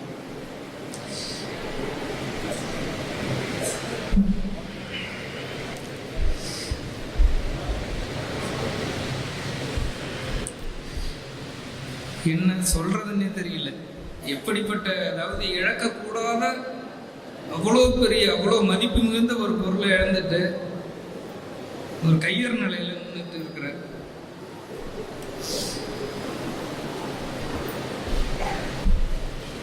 நான் முதல்ல பள்ளிக்கூடம் சேர போகும்போது என் கூடவே, நான் முதல்ல பள்ளிக்கூடம் சேர்ந்த அன்னையிலேருந்து என் கூடவே தான் வந்துகிட்டு இருந்தேன். வீட்டில் நாங்கள் 2 பேர் தான் அப்படிங்கிறதால முதல்ல ஸ்கூலில் 1வது நான் வந்து சேரும்போது என் கூடவே தான் வந்தான். இந்த 1ஆம் வகுப்பு முழுவதும் கூடவே தான் இருந்தான். அதுக்கு பிறகு அவனுக்கும் எனக்கும் வந்து ஒரு 2 ஆண்டுகள் இடைவெளி இருந்தாலும் அடுத்தது அவன் தொடர்ந்து பள்ளிக்கூடத்துக்கு வரணுங்கிறதுக்காக நான் 2ஆம் வகுப்பு போன உடனே அவனையும் திருப்பி 1ஆம் வகுப்புலேயே சேர்த்து விட்டாங்க. அந்த மாதிரி கூடவே தான் கிட்டத்தட்ட வந்து அந்த 10ஆம் வகுப்பு முடிகிற வரையும் நாங்கள் 2 பேரும் ஒன்றா தான் போவோம், ஒன்றா தான் வந்துகிட்டு இருந்தோம். அந்த மாதிரி நான் 4ஆம் வகுப்பு படிக்கும்போது அப்பா வந்து வீடு குடும்ப வறுமை சூழல் காரணமாக வந்து அரபு நாட்டுக்கு வந்து கூலி தொழிலாளியாக தான் வேலைக்கு போனார். அந்த சூழலில் அம்மா மட்டும்தான் வீட்டில் காட்டு வேலையை பார்த்துக்கிட்டு ஆடு மாடு பார்த்துக்கிட்டு எங்களை வந்து 2 பேருமே அப்பா அங்கேருந்து சம்பாதிச்சு கொடுக்குறாரு, அந்த சொற்பதை வச்சுக்கிட்டு எங்களை படிக்க வச்சாங்க. கிட்டத்தட்ட நாங்களும் அதுக்கு தகுந்த மாதிரி படித்தோம். நான் வந்து ஒரு 2 பேருமே வந்து எந்த செலவும் அப்பா படிப்புக்காக எந்த செலவும் குடும்பத்துக்கு வைக்கல. நாங்கள் 2 பேருமே அப்பா அம்மா கஷ்டப்பட்டதுக்கு ஏற்ற வகையில் வந்து நாங்களும் அவங்களுக்கு என்னென்ன பண்ண முடியுமோ அதெல்லாமே பண்ணுற, அவங்களுக்கு எந்த செலவும் இல்லாமல் நாங்கள் கல்லூரிக்கு போனோம். இடையில வந்து அது மாதிரி இவன் வந்து பேச்சு போட்டி எல்லாத்துலேயுமே இருப்பான். அங்கே அப்போலாம் வந்து நேரு யுகேந்திரா இந்த மாதிரி ஒரு சிறு சிறு அமைப்புகள்லாம் வந்து அந்தந்த ஊரில் எல்லா ஊர்லேயும் பேச்சு போட்டி நடக்கும். ஒவ்வொரு ஆண்டு விழாவிலையும் பேச்சு போட்டி நடக்கும். எல்லாத்துலேயுமே இவன் கலந்துக்கிட்ட அத்தனை பேச்சு போட்டிலையும் இவன் தான் வந்து அதில் தான் வந்து முதலாவதாக இருப்பான். நானும் கலந்துருப்பேன். ஏன்னா நான் 2வது 3வதாக கூட வந்திருப்பேன். அவன் எல்லா பேச்சு போட்டிலையும் அத்தனை சான்றிதழ் கூட இன்னும் இருக்குது. இப்போ எல்லாத்தையும் எடுத்து பார்க்கும்போதெல்லாம் கண்ணீர் தான் வருது. அது மாதிரி கிரிக்கெட், இப்போ மட்டப்பந்து, அதில் வந்து இப்போ இருக்கிற மாதிரி ஐபிஎல்லாம் இருந்ததுன்னா அவன் வந்து வேற மாதிரில போயிருப்பான். அந்த மாதிரியான ஒரு வேகப்பந்து வீச்சாளர், ஆல்ரவுண்டர்னு சொல்லணும். அப்படிப்பட்ட எல்லா வகையிலையுமே விளையாட்டும் சரி, படிப்புலையும் சரி, பேச்சிலையும் சரி, இந்த மாதிரி மிகப்பெரிய இது. அதை மீறி நமக்கு வந்து ஈழம் மேலே வந்து எங்களை மீறிய ஒரு ஈடுபாடு என்னன்னா, எங்கள் தாத்தா, எங்கள் சின்ன தாத்தா எல்லாமே வந்து இலங்கையிலேயே கண்டியிலேயே வந்து தோட்ட தொழிலாளர்களாக இருந்தாங்க. இருந்துட்டு அவங்க எங்கள் தாத்தா வந்து 20 வயசுல அங்கேயே தான் பிறந்திருக்கிறாரு. 20 வயசுல தான் அங்கே வந்திருக்கிறாரு. அது எங்கள் ரத்தத்தோடையும் ஊறி போச்சு என்னமோ தெரியல. அந்த மாதிரி ஒரு உணர்வு எப்போ நாங்கள் ஈழத்தை எங்களை மீறியே, எங்களுக்கு என்னன்னே தெரியாதப்ப கூட ஈழம் பிரபாகரன் வந்து அப்படி ஒரு உணர்வுபூர்வமாக எங்கள் உள்ளுக்குள்ளார நாங்கள் கொண்டுட்டு போயிட்டோம். அந்த மாதிரி தான் வந்து கல்லூரி முடிச்சுட்டு திருச்சியில் வந்து நான் வந்து அது குடும்ப சூழல் பெரிய அளவில் பொருளாதார வலிமை இல்லைங்கிறதால நானும் முடிச்சுட்டு ஒரு தனியார் மருத்துவக் கல்லூரியில் ஒரு மருத்துவரை போய் வேலை செஞ்சேன். அப்போ 12,000 தான் சம்பளம். அந்த சம்பளத்தை வாங்கிட்டு அதில் வந்து மாதம் 5,000 ரூபா தம்பிக்கு அனுப்புவேன். ஒவ்வொரு முறை அவனுக்கு ஒரு அக்கௌண்ட்டில் வந்து வரும். அதை வந்து ஏடிஎம் கார்டை வந்து தம்பிகிட்ட கொடுத்துட்டு மாதம் அவனுக்கு எடுத்துக்க சொல்லி கொடுத்துருவான். அதை வச்சு தான் வந்து அவன் இப்போ தர்மராஜுங்கிற ஒரு சீனியர் லாயர்கிட்ட வந்து திருச்சியில் வந்து உதவி அந்த தொழில் கற்றுக்கிட்டு இருந்தாப்புல. அந்த இதில் இவன் கூட இருந்தவங்க பொறியாளர்கள் மற்ற துறையை சேர்ந்தவங்கெல்லாம் வெளிநாட்டில் போய் இவன் நல்லா சம்பாதிக்கிறாங்க, நமக்கு இன்னும் அந்த இது வரல அப்படிங்கிறதுக்காக அங்கே அவர்கிட்ட படிச்சுக்கிட்டே வந்து ஒரு ஏற்றுமதி இறக்குமதி இன்டர்நேஷ்னல் எக்ஸ்போர்ட் இம்போர்ட் லான்னு சொல்லிட்டு அதில் ஒரு சர்டிஃபிகேட் கோர்ஸ் அதை பண்ணிட்டு அந்த கோர்ஸ் மூலமாக துபாயில் இருக்கக்கூடிய ஒரு பெரிய நிறுவனம், பெரிய ஏற்றுமதி இறக்குமதி நிறுவனம், அதில் போய் உதவி மேலாளராக போய் இருந்தார். 2005 போனாங்க. நாங்கள் வந்து அரசு பணி கிடைச்சி நான் வரேன், அவன் வந்து வெளிநாட்டுக்கு போகிறான். அங்கே போயிட்டு நல்ல பொசிஷனில் நல்ல சம்பளம், அந்த வறுமையெல்லாம் எங்களை விட்டு விலகுது அப்படிங்கிற ஒரு சூழல் இருந்தது. அப்போ 2008 வந்து அப்பா இறக்குறாங்க. அந்த சூழலில் அந்த டைமில் தான் பார்த்தீங்கன்னா ஈழப்போர் வந்து பயங்கர கடுமையாக போகுது. எங்களால் நிம்மதியாகவே இருக்க முடியல. எதுலேயுமே வந்து ஒரு கவனத்தை செலுத்த முடியல. அந்த அப்பா இறந்ததை கூட பெருசாக நினைக்கல. அதுலேருந்து டெய்லி இந்த லங்காஸ்ட்ரியை பாரு, தலைவர் இருக்கிறாரு, எதுவும் இல்லை, நம்ம இடம்லாம் திருப்பி கிடைச்சிரும், கிளிநொச்சிலாம் அவங்க அடுத்த நாள்லேயே பிடிச்சிருவாங்க. ஒரு 10,000 பேரை வந்து அந்த மாவிலாறு டேமை உடைச்சி பிடிச்சிட்டோம், 10,000 பேர் ஒரே நாளில் ராணுவத்தை கொண்டுட்டோம். திருப்பி அவன் சம்பாதிச்சது எல்லாத்தையும் ஃபோன்லேயே தான் செலவு பண்ணோம். அந்த ஈழப்போர் முடிகிற வரைக்கும் திருப்ப அதே தான். அந்த மே மாதத்துக்கு மேலே அவனால் அங்கேயும் இருக்க முடியல. என்கிட்ட வரான்னு கூட சொல்லல. திடீர்னு ஒரு நாள் பார்த்தா வந்து நிற்கிறான். என்னால் அங்கே வேலை பார்க்க முடியல, நான் எதுவுமே என்னால் பண்ண முடியாது, இப்படி இத்தனை பேர் கொத்தா சாகும்போது நான் அங்கேருந்து அதுக்கு நானே செத்து போயிடலாம், நான் இங்கே வந்து ஏதாவது பண்ணணும் அப்படின்னு வந்து தான் ஃபுல்லாக அவன் என்னன்றத மனநிலையிலே இல்லாமல் சுற்றிக்கிட்டு இருந்தப்போ தான் ஐயா பழநெடுமாறன் ஐயா கூட்டம் அப்படின்னு சொல்லி தான் அங்கே போனது. அங்கே தான் அண்ணனை பார்த்தது. அண்ணனை பார்த்ததுலேருந்து கடைசி நிமிஷம் வரையும் ஒவ்வொரு முறையும் அண்ணனை பற்றி அவனை பேசுறது, கட்சியை பற்றி விமர்சனங்கள் இதெல்லாம் வரும்போது நான் அரசு ஊழியருங்கிறதால பொதுவெளியில் பேச முடியாதுங்கிறதால அவங்கள்ட்ட தனிப்பட்ட முறையில் இப்போ அண்ணனை பற்றி இந்த மாதிரி கமெண்ட் வருது, கட்சியை பற்றி இப்படி சொல்கிறாங்க அப்படின்னா ஒன்றுக்கும் நான் அங்கே சொல்கிறாங்கன்னா அதுக்கான சரியான புரிதல், இதுதான் இது, இந்த விஷயத்துக்காக தான் இப்படி பேசிக்கிறாரு, இதை வந்து நீ மற்றவங்களை சொல்லு. ஒவ்வொரு விஷயமே இது கான்ட்ரவர்சியாக எது வந்தாலும் நான் அவங்கள்ட்ட டிஸ்கஸ் பண்ணுவேன். அண்ணனை பற்றி சொல்கிறது, அவருடைய கருத்துக்களை பற்றி சொல்கிறது, அந்த விமர்சனங்களுக்கு எல்லாத்துக்கும் சரியான பதில். நமக்கு அதுக்கு மேலே பதில் திருப்பி சொல்ல முடியாது. ஐயா பாண்டியன் ஐயா சொன்னாங்க, அதே மாதிரி தான் அவரும் வந்து அவர்கிட்ட வந்து எது சொன்னாலும் அதை அவங்க சொல்கிறது நான் எங்களுடைய சித்தாந்தம், நாங்கள் இப்போ போயிட்டு இருக்கிற பாதை சரி அப்படிங்கிறத அவங்களுக்கு தெளிவாக புரிய வைக்கிற அளவுக்கு அவன் புரிஞ்சுக்கிற அளவுக்கு பேசுனாதான் அதை நான் ஏற்றுக்கிட்டேன் அப்படிங்கிற அளவில் பேசுனாதான் விடுவான். அந்த மாதிரி வந்து ஒரு கருத்தியல் தமிழ் தேசிய சித்தாந்தத்தில் அவ்வளோ ஆழமான முழுமையான ஈடுபாடு கொண்டவன். அது மாதிரி வந்து பிடிக்கலன்னா, யார் பிடிக்கலனாலும் எவ்வளோ பெரிய ஆளாக இருந்தாலும் அவனை வந்து எதிர்த்து பேசுறதுக்கோ எதிர்த்து நிற்கிறதுக்கோ அந்த அடக்குமுறை எதை பற்றியும் யோசிக்காம மறுத்து பேசக்கூடிய ஆள், எதிர்த்து போராடக்கூடிய ஆள். எங்கள் ஊரில் பார்த்தீங்கன்னா கிட்டத்தட்ட வந்து அப்போல்லாம் ரொம்ப கடுமையான நிலப்பரப்பு. அதில் வந்து சுண்ணாம்புக்கல் சிமெண்ட் ஃபேக்ட்ரி இங்கே வந்து அரியலூர் எல்லாமே சிமெண்ட் சிட்டி மேங்க, அங்கே கிட்டத்தட்ட ஒரு 10-12 சிமெண்ட் ஃபேக்ட்ரி இருக்குது. அதுக்காக வந்து செட்டிநாடு சிமெண்ட்டு அவங்க வந்து சுரங்கம் தோன்றாங்க. அந்த சுரங்கம் தோன்றதுக்கு அந்த தோண்டி 1 வருஷத்துக்குள்ளாரே நிலநடுக்கமே வந்துடுச்சு எங்கள் ஊரில். அதுக்கு பிறகு தான் வந்து வழக்கு போடுறோம். வழக்கு போட்டு அந்த சுரங்கம் பணி அத்தனையுமே இதுவரையும் நடக்கலை. கிட்டத்தட்ட வந்து 9 வருஷம் போல ஆயிடுச்சு. 9 வருஷமா ஆச்சு அதை க்ளோஸ் பண்ணி இன்ன வரையும் அந்த சுரங்கம் தோன்றதுக்கான இது இல்லை. அப்போ இருந்தே அச்சுறுத்தல் பல இதுல இருந்து பெரும் முதலாளிகள், அரசியல் மாற்று இயக்கத்தை சேர்ந்தவங்க, அவங்க யார் என்ன தப்பு பண்ணாலும் ஏற்று கேட்கறாங்கிறதால இவனுக்கு பல அச்சுறுத்தல்கள் இருக்குது. அதை எல்லாத்தையும் மீறி என்ன உயிர் ஒரு முறை தானே போவோம். நாம் வந்து கரெக்டாக இருக்கணும், நம்ம வழியிலிருந்து மாறக்கூடாது, என்னென்னு பார்த்துக்கலாம் அப்படின்னு சொல்லிட்டு தான் இருப்போம். அது மாதிரி தான் இந்த குண்டார் சட்டத்திலிருந்து வெளியில் வந்து அவனுக்கு ஒரு வெற்றி தேவை, மக்களுடைய ஆதரவு இருக்குது, நேர்மையாக தான் செயல்படுறோம் அப்படிங்கிறது இதெல்லாம் காமிக்கிறதுக்காக தீவிரமாக பிரச்சாரம் பண்ணி வெற்றி பெற்று அது எல்லாமே பிரபு சொன்னாங்க, ஐயா சொன்னாங்க.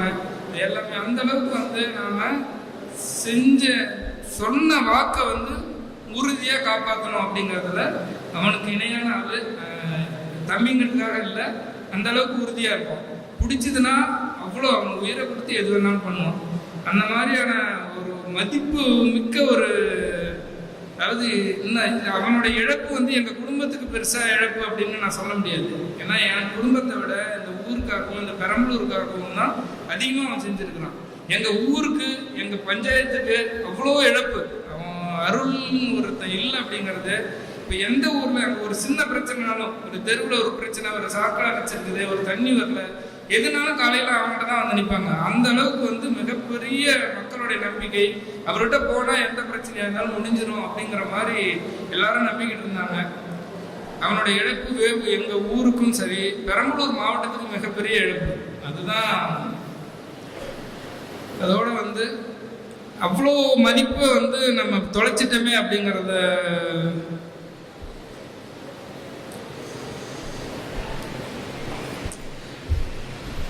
நன்றிங்கண்ணா. சேசனன் அவர்களுக்கு நன்றி.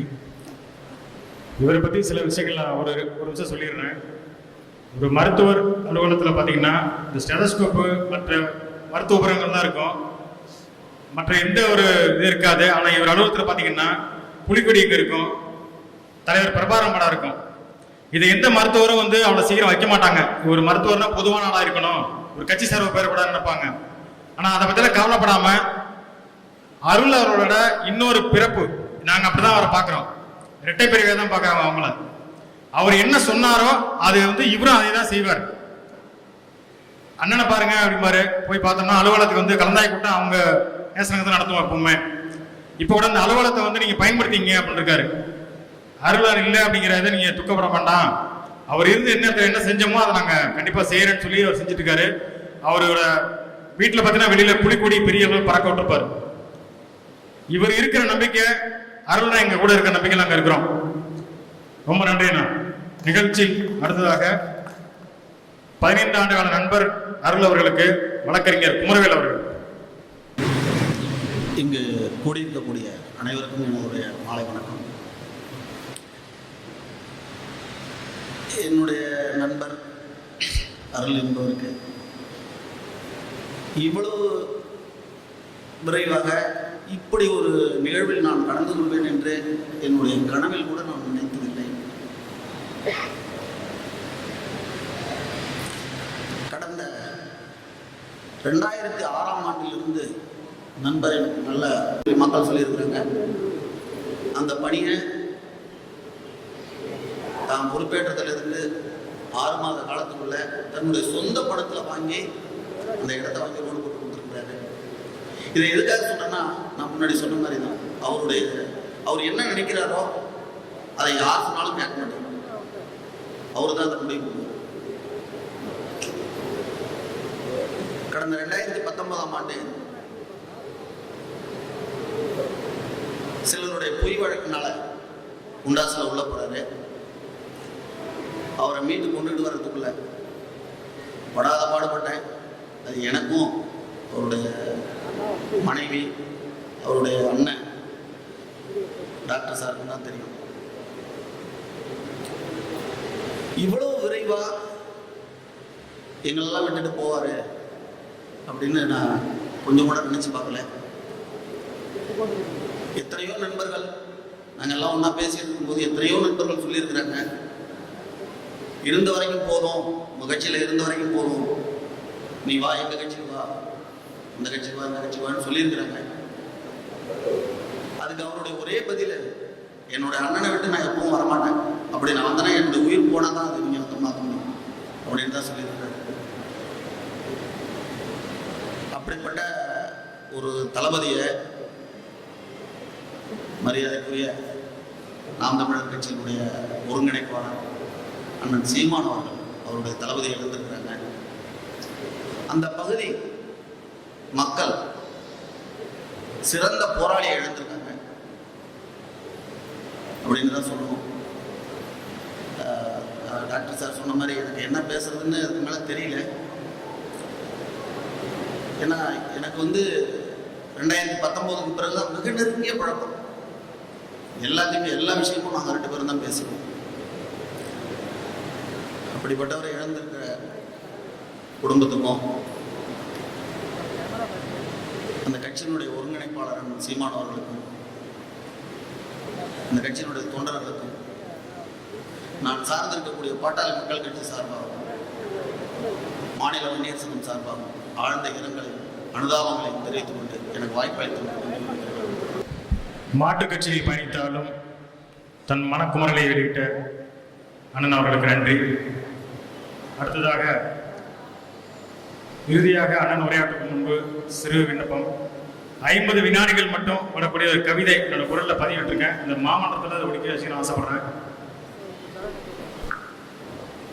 நலத்தின் பாசனத்தின் அன்பாளர், எளிய மக்களின் ஏற்றம் அன்பாளர், இறுதி வரை இன்னல்கள் தரா இனிமையாளர், போராட்ட குணத்தின் பணிவுமிகு தனிமையாளர், புன்னகை பிறப்பிடத்தின் பற்றுமிகு பேச்சாளர், அன்பு தம்பிகளின் ஆற்றல் மிகு பேரறிவாளர், சீரும் புலிக்கூட்டத்தின் சினமிகு தலைமையாளர், இனத்தின் விடுதலைக்கான வீரமிகு புரட்சியாளர், இறுதி வரை தடம்புரலா தார்மீக சிந்தனையாளர், நாம் தமிழர் கட்சியின் மாண்புமிகு மாவட்ட செயலாளர் அன்பர் அருள் அவர்களே என்றும் மறவோம்.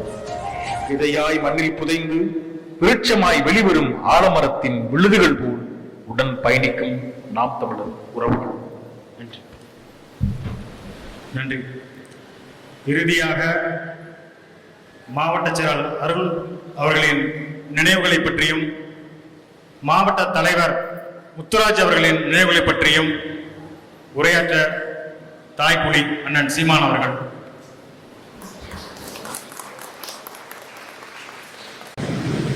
இதே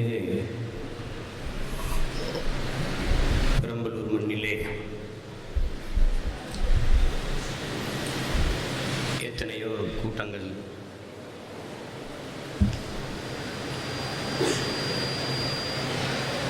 என்னுடைய தம்பி அருள் அவர்கள் அமைத்து கொடுத்த மேடையில் நின்று நான் பேசியிருக்கேன்.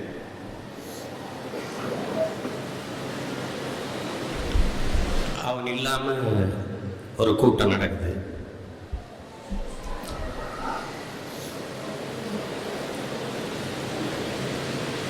இங்கே பேசி எல்லோரும் என் தம்பி அருளை பற்றி நிறைய செய்திகளை பகிர்ந்து கொண்டார்கள்.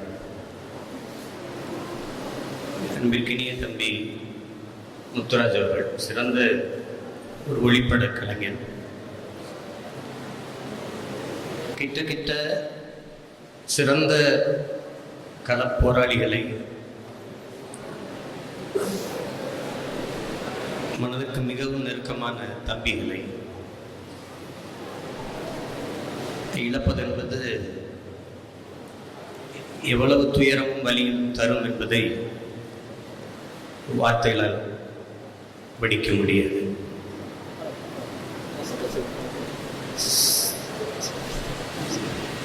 சில மரணங்கள் நம்மளை சிதைச்சு போட்டோம், மீளா துயரில் ஆழ்த்தி வருத்தி கொண்டே இருக்கும். அதில் என்னுடைய தாய்மாமன் தமிழ் முழக்கம் சாகும் மீது, என்னுடைய ஆர்வீரியில் அவர் கடல் தீபம், இப்போது என்னுடைய தம்பி அருள், தம்பி முத்துராஜ்.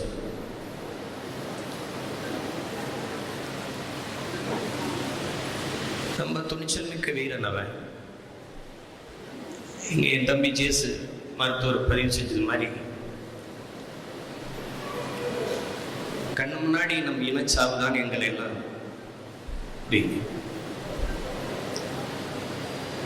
பிடிச்சு கிளம்ப வச்சது. அந்த இறுதி போர் சூழல்ல நான் தலைவரை சந்தித்தது, தலைவரோடு நின்னது, எண்ணற்ற போராளிகளை சந்தித்தேன். நான் அப்போ புதுச்சேரி சிறையில் தொடர்ச்சியாக சிறையில் சிறைப்படுத்தப்பட்டுக்கிட்டே இருந்தேன் நான். ஏன்னா அங்கே என்ன நடக்குதுங்கிறத ஊடகங்கள் முழுக்க கையகப்படுத்தப்பட்டு மூடி மறைச்சிருச்சு.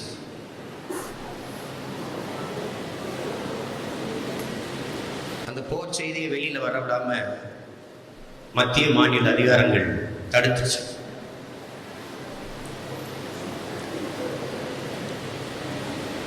அப்ப ஒற்றை குரலாக கத்தி கதறின. அந்த குரல் வலையும் நெரிக்க வேண்டிய அவசியம் ஆட்சியாளர்கள் வந்ததுனால என்னை தொடர்ச்சியாக சிறைப்படுத்தினாங்க. புதுச்சேரி 90 நாள் புதுச்சேரி சிறையில். அந்தப்ப களத்தில் சந்திச்ச நெருக்கமான போராளிகள் எல்லாம் வீரச்சாவை தழுவிட்டாங்க. அந்த செய்தி வரும்போது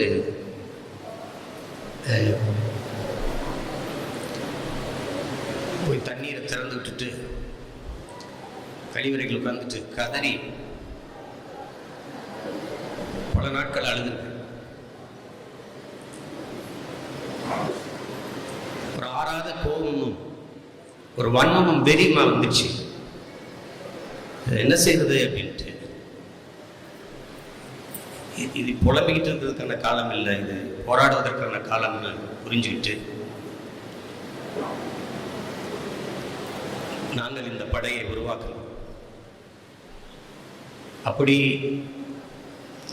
தொடக்கத்திலே என்னோடு வந்து இணைந்து கொண்டவன் தான் என்னுடைய தம்பி வழக்கறிஞர் அருள் அவர்கள். கடல் தீபனும் அப்படித்தான். அதுல இருந்து சிறு சமரசம் கூட செய்யல. ஐயா கூட சொன்னாங்க, எத்தனை இயக்கங்களுக்கு நாங்க தான் ஆள் அனுப்பி வளர்த்துக்கிட்டு இருக்கோம், பல கட்சிகளை அனுப்பி விட்டுது. அது மாதிரி ஒரு உயர்ந்த நிலைக்கு வரும்போது எனக்கு மிகவும் நெருக்கமாக இருக்கிற ஒருவரை வந்து பேத்தணும்னா கட்சியிலிருந்து எடுக்கணும்னு நினைப்பாங்க. அது இயல்பு.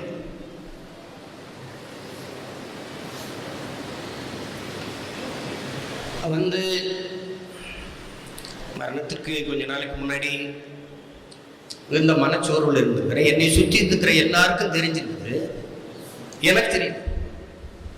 யாருக்கும் அண்ணன்ட்ட மட்டும் சொல்லிடாதீங்க, அண்ணனுக்கு தெரிய வேணாம், அண்ணனுக்கு தெரிய வேணாம்னே மறைச்சிட்டேன். இல்லைன்னா ஒரே ஒரு அழைப்பு வா அப்படின்னு சென்னைக்கு அழைச்சிட்டு போயிட்டு ஒரு 1/2 மணி நேரம் நான் அவனோட மனம் விட்டு பேசியிருந்தேன்னா இந்த அழுத்தம் அவனுக்கு வந்திருக்கு. அது நடக்கலை. அதிர்ச்சி ஆயிடுச்சு. அதிர்ச்சி ஆகி மனைவி இதை எழுப்பி சொல்கிறாங்க. பிறகு இந்த மாதிரி பேசணுன்றாரு என்னென்ன அது இருந்துட்டு இவ்வளவு சீக்கிரம் நம்ம தம்பி நம்மளை விட்டுட்டு போவான்னு நான் நினைக்கிறேன்.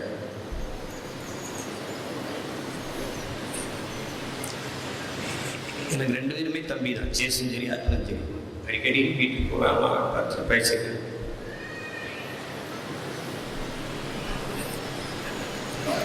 அருள் இல்லை அப்படின்னு நினைக்க முடியல. கடலூர்னா கடல் தீபம் தான் இருப்பான், அதுக்கு இப்போ பொட்டலா இருக்கு. பெரம்பலூர்னா அருள் தான் எனக்கு தெரியும். இந்த தம்பியிலலாம் இப்போ தான் பார்க்குறேன் மேடையில் பாலகுருவங்கள்லாம் சும்மா. பெரம்பலூர்னா எனக்கு அருள் எங்கே போய் தேடுறது? ஒரு வேலையை இது சரியா வருமாப்பா செஞ்சிடலாமா அப்படின்னு அதெல்லாம் நான் பார்த்துக்கிறேன்னே, நீங்க எவ்வளோப்படாதீங்க, நான் பார்த்துக்கிறேன். அப்படி ஒரு தன்னம்பிக்கை தரக்கூடிய தம்பியா எனக்கு இருந்தா ரொம்ப துணிஞ்சு செய்வான், எந்ததையும் அச்சப்பட மாட்டான்.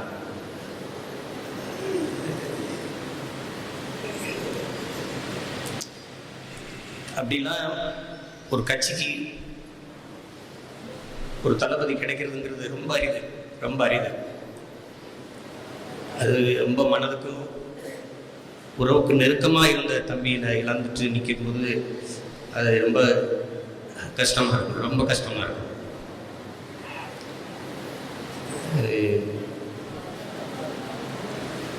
பல இரவுகள் வந்து உறக்கம் வராது, ரொம்ப இதெல்லாம் நினச்சி கஷ்டப்படுறேன். எப்படி இதை மீட்டெடுத்து கொண்டுட்டு போகிறதுன்னு தெரியாது. ஆனால் செஞ்சுதான் ஆகணும். இப்போ அவனுடைய களப்படியும் சேர்த்து நம்ம செய்யணும். உங்கள் எல்லாருக்கும் சொல்லுவேன், நண்பு தம்பி தங்கைகளுக்கு, பல்லாயிரம் ஆண்டுகளாக நமது இன்னும் முன்னோர்கள் தூக்கி சுமந்து வந்த கனவை நம்முடைய தலைவர் தூக்கி சுமந்தார். அதான் அடிமை தேசியத்தின் விடுதலை, ஒரு புனித கனவு. இப்போ அந்த தலைவனின் கனவை நம்ம சேர்த்து சுமக்க வேண்டியது பெரும்பாலும் பெரும் சுமையும் நமக்கு கையளிக்கப்பட்டது. அந்த நிலத்தில் இறக்கிவிட்ட புலிக்கொடியை இன்னொரு தாய் நிலத்தில் ஏந்தி பிடித்தோம், நம்ம பெருமையோடு தூக்கி பிடித்தோம். எந்த பின்புலமும் இல்லை, நமக்கு பின்னாடி சாதியும் இல்லை, மதம் இல்லை, தொலைக்காட்சி இல்லை, பணம் இல்லை. ஆனாலும் நாம் வந்து இன்றைக்கு 3வது பெரிய ஒரு ஆற்றலா வளர்ந்து நிற்கிறோம்னா அது காரணம் நம்முடைய கடுமையான உழைப்பு.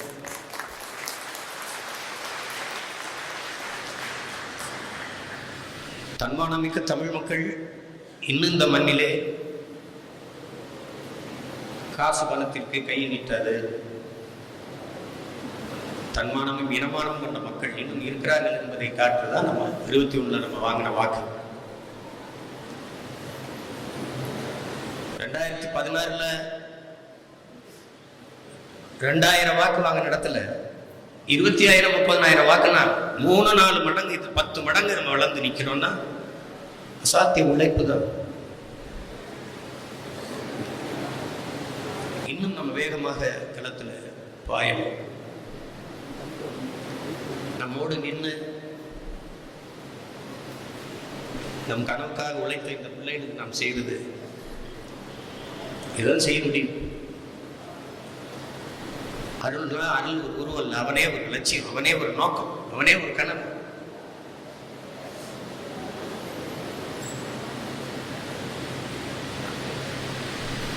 அதை எளிதாக கடந்து நம்ம போயிட முடியாது.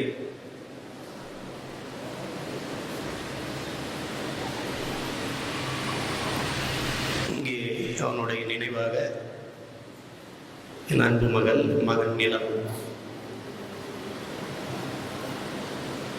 அவன் உயிர் துளியில் உதித்த அந்த பிஞ்சுகள், சேசுவை நினைச்சு ரொம்ப வருத்தப்படுவேன். படிக்க போன இடத்துல பிள்ளைய அவங்களோட மருத்துவர் தான், சின்ன பிள்ளைகளை விட்டுட்டு இதாகி போச்சேன்னு நினைச்சா அவனை வருத்தப்படுவேன்.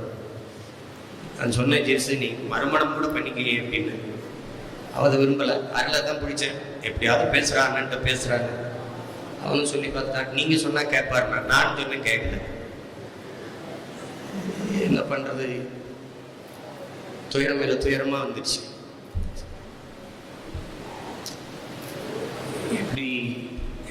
என்ன சொல்லி நம்மளை நாம தேத்திக்கிறதுன்னு தெரியல.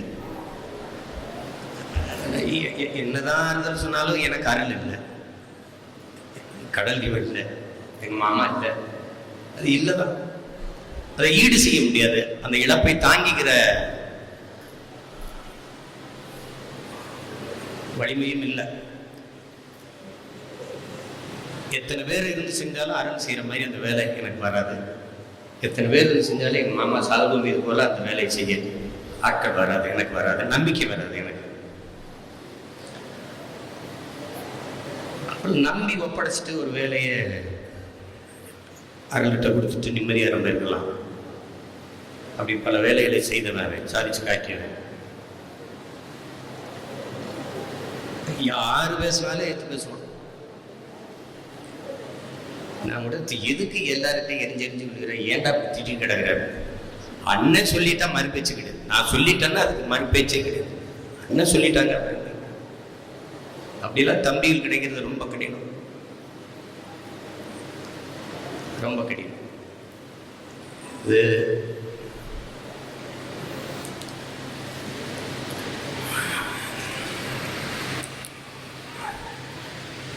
தம்பி முத்துராஜ் அந்த மாதிரி தான் நல்ல களப்பணியாளர்.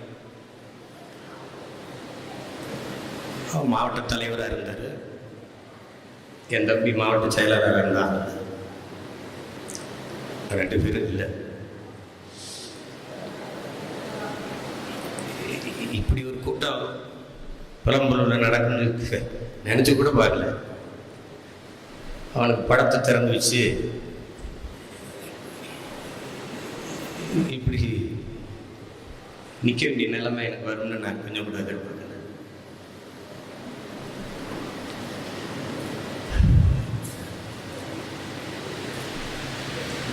இப்படிதான் கஷ்டம் சொல்றான். தடம் பார்த்து நடப்பவன் மனிதன், தடம் பதித்து நடப்பவன் மாமனிதன். அப்படி எங்க பிள்ளைகள் தடம் பதித்து நடந்திருக்காங்க, தடம் பதிச்சு போயிருக்காங்க. அவர் பாலவர் கூட சொன்னார், அருள் படத்தை நாங்கள் போட்டுக்கிறோம் அப்படின்னு. தாராளமாக போடுங்க, இதில் என்ன இருக்குது, அதில் ஒன்றும் இல்லை.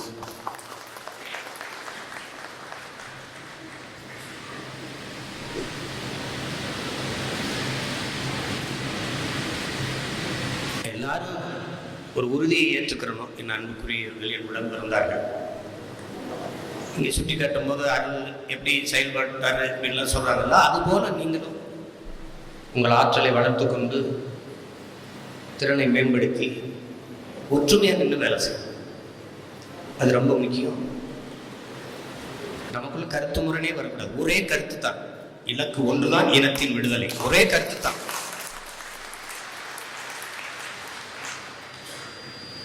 அது பெரியவங்க சின்னவங்கலாம் இல்லை. என்னை பொறுத்த வரைக்கும் ஒரே மாதிரி அன்பு, ஒரே மாதிரி பாசம், ஒரே மாதிரி மதிப்பு தான்.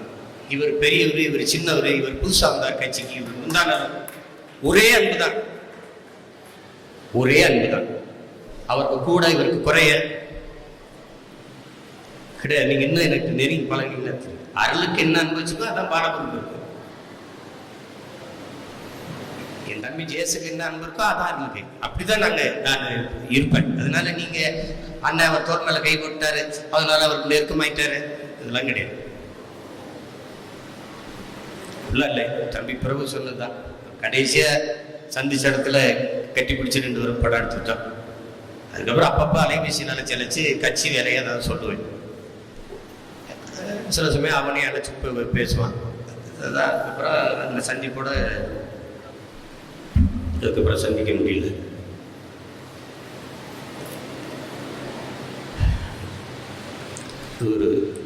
ஒரு துயரம் நிகழ்ந்துருச்சு. இவ்வளவு சின்ன வயதில் விட்டுட்டு போவான்னு நினைக்கல.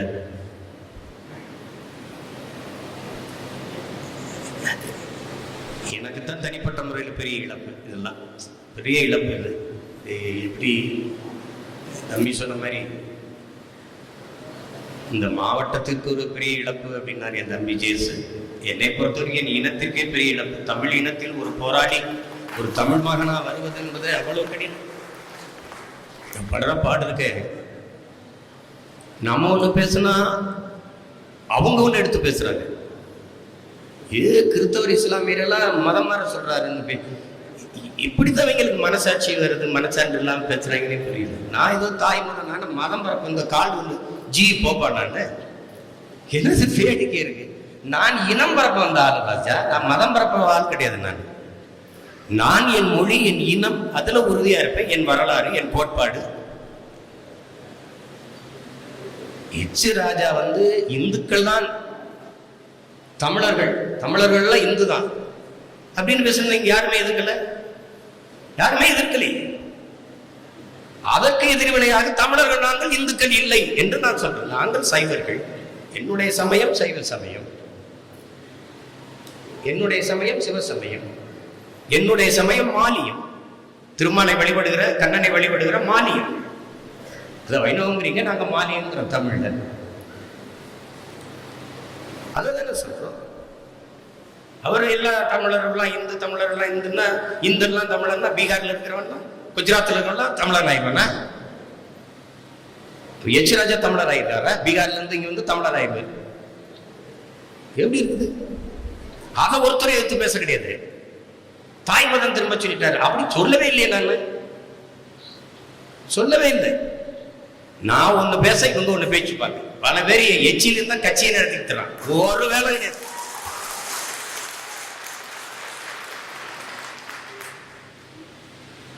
அவ்வளவு ஒரு பனை சந்தையை நடத்தி, அவ்வளவு ஒரு திருவிழாவை நடத்தி, அதுல அவ்வளவு செய்திகளை சொல்றோம். அதை விட்டுட்டு இதை பிடிச்சிட்டு சுத்திக்கிட்டே எல்லாரும் பேசுறது. பேசுங்க பேசுங்க.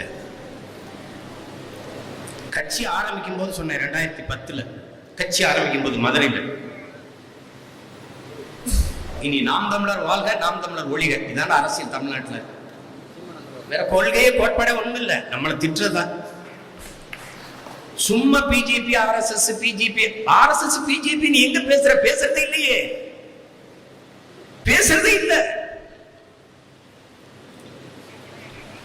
நம்மளை திட்டுறதா ஆர்எஸ்எஸ் எதிர்ப்பு, பிஜேபி எதிர்ப்பு, நம்மளை திட்டுறதா. இது ஒரு கொள்கைன்னு வச்சுக்கிட்டு அணுக்கழிவை கொண்டாந்து அங்கே இழிந்த கரையிலேயே புதைக்கலான்றா ஒருத்தர் பேசல. நீ அதுக்கு நான் தான் போய் 24ஆம் தேதி சத்தம் போடணும். மலையை வெட்டி அப்படி அள்ளி கொண்டு போயிட்டு கேரளாவுக்கு, அதுக்கு ஒருத்தர் சண்டை போட வரல.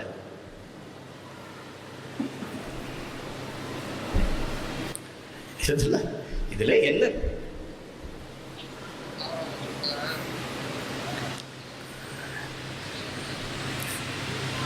இதெல்லாம் நாட்டில் ஒரு பிரச்சனை செய்தின்னு பேசிட்டு சீமானையே எனக்கு கட்சியும் திட்டணும்.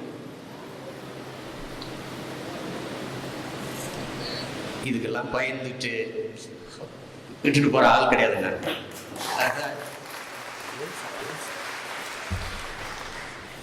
எவ்வளவோ பார்த்துட்டோம், இதை பார்க்க மாட்டோமா?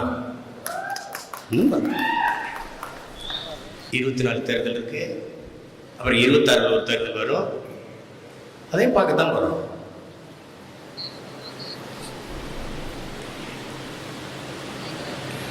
என்னோடு என் தோளுக்கு துணையா, என் படையில் வலிமை மிக்க ஆற்றலா, ஒரு தளபதியா இந்த மண்ணுக்கு மக்களுக்குமாக இணைத்துக் கொண்டு நின்றவன் என்னுடைய தம்பி அருள்.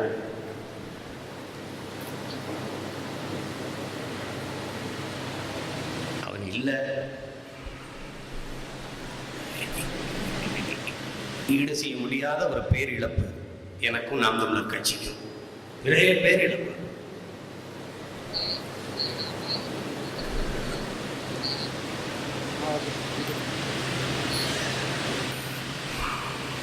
மாசத்துன்னு பேரணி நடத்தி போகும்போது இறந்தவர் போக இருப்பவர் முன்னேறுகிறான். அதே தான் நானும் உங்களுக்கு சொல்றேன். சென்றவர் போக நின்றவர்கள், மற்றவர்கள் நம்ம வேகமா களத்துல போகணும். அருளுக்கும் சேர்த்து நீங்க உழைக்கணும். அதான் உங்களுக்கு நான் அன்பா உங்ககிட்ட வேண்டி கேட்டுக்கிறது. அருளுக்கும் சேர்த்து உழைங்க, முத்துராட்சிக்கும் சேர்த்து உழைங்க. கடும் உழைப்பு கொட்டுங்க. எப்படி பார்த்தாலும் வெற்றிக்கு ஒரே வழிதான் இருக்குது, கடுமையான உழைப்புங்கிறான். நீங்கள் தொடர்ந்து சிந்துங்கள், உங்க வேர்வையும் தேனாகுங்கிறான். தொடர்ந்து வேர்வை சிந்துவோம். பயிற்சி காலத்தில் வேர்வை சிந்தாதவன் போர்க்களத்தில் உறுதியாக ரத்தம் சிந்துவான்ங்கிறாங்க. தலைவர் நமக்கு என்ன கற்றுக் கொடுக்கிறார்? கடுமையான பயிற்சி, எளிதான சண்டை. கடுமையான பயிற்சி, எளிதான சண்டை. அது பயிற்சி காலத்தில் ஒரு வேர்வை செஞ்சிருந்தானா நல்லா பயிற்சி எடுத்துருப்பான். அப்போ போர்க்களத்தில் எளிதாக வெற்றி விடுவான். அது மாதிரி இப்போ நம்ம நிறைய பயிற்சி எடுத்துட்டோம். இந்த உள்ளாட்சி தேர்தலில் வேறு எடுத்துட்டோம், 21 தேர்தலில் எடுத்துட்டோம். இனி சிறப்பாக போர் செய்யணும். பயிற்சி எடுத்துக்கிட்டு இருக்க முடியாது இல்லையா? அதுதான் நம்ம பிள்ளைகளுக்கு, அருளுக்கு, முத்துராஜுக்கு நம்ம செய்கிற உண்மையான வணக்கமாக இருக்க முடியும். என் இழப்பை உங்களுக்கு சொல்லி புரிய வைக்க முடியாது, அது கடினம். அது நானே உணர்ந்து கொண்டாடுறேன். என் தம்பியின் குடும்பத்தாருக்கு, குறிப்பாக என்னுடைய அம்மாவுக்கு, என்னுடைய தம்பி மருத்துவர் சேசுக்கு என்னுடைய ஆறுதல். சேசுக்கு சொல்லுவேன், உனக்கு அண்ணன் ஒருத்தன் நான் இருக்கேன், எப்பவும் இருக்கேன், தைரியமாக இரு, பார்த்துக்க, அம்மாவை பார்த்துக்க, பிள்ளைகளை பார்த்துக்க. அதோட உலகம் பூரா நமக்கு சொந்தங்கள் இருக்காங்க. நாம் தமிழர் சொந்தங்கள், நம்ம இன சொந்தங்கள் இருக்கிறாங்க. நம்ம ஒரு பெரிய உறவு கூட்டம். நம்ம இந்த இழப்பை தவிர்க்க முடியாத ஒன்றா போயிடுச்சு. பிள்ளை திடீர்னு நம்மளை பரிதவிக்க விட்டுட்டு போயிட்டாங்க. என்னுடைய நாம் தமிழர் சொந்தங்கள் அனைவருக்கும் என்னுடைய ஆறுதல். தம்பி அருள், தம்பி முத்துராஜ் போன்ற கள வீரர்கள் கொண்டிருந்த கனவை நாம் வேகமாக முன்னெடுத்து செல்ல வேண்டும் என்று உங்கள் எல்லோரையும் நான் வேண்டுகிறேன். இன்னும் ஆய்வுரி இளவல் வழக்கறிஞர் அருள் அவர்களுக்கு என்னுடைய புகழ் வணக்கத்தை செலுத்துகிறேன். அதே போல தம்பி முத்துராஜுக்கும் என்னுடைய புகழ் வணக்கத்தை செலுத்துகிறேன். உங்கள் எல்லாருக்கும் என்னுடைய நன்றி, வணக்கம்.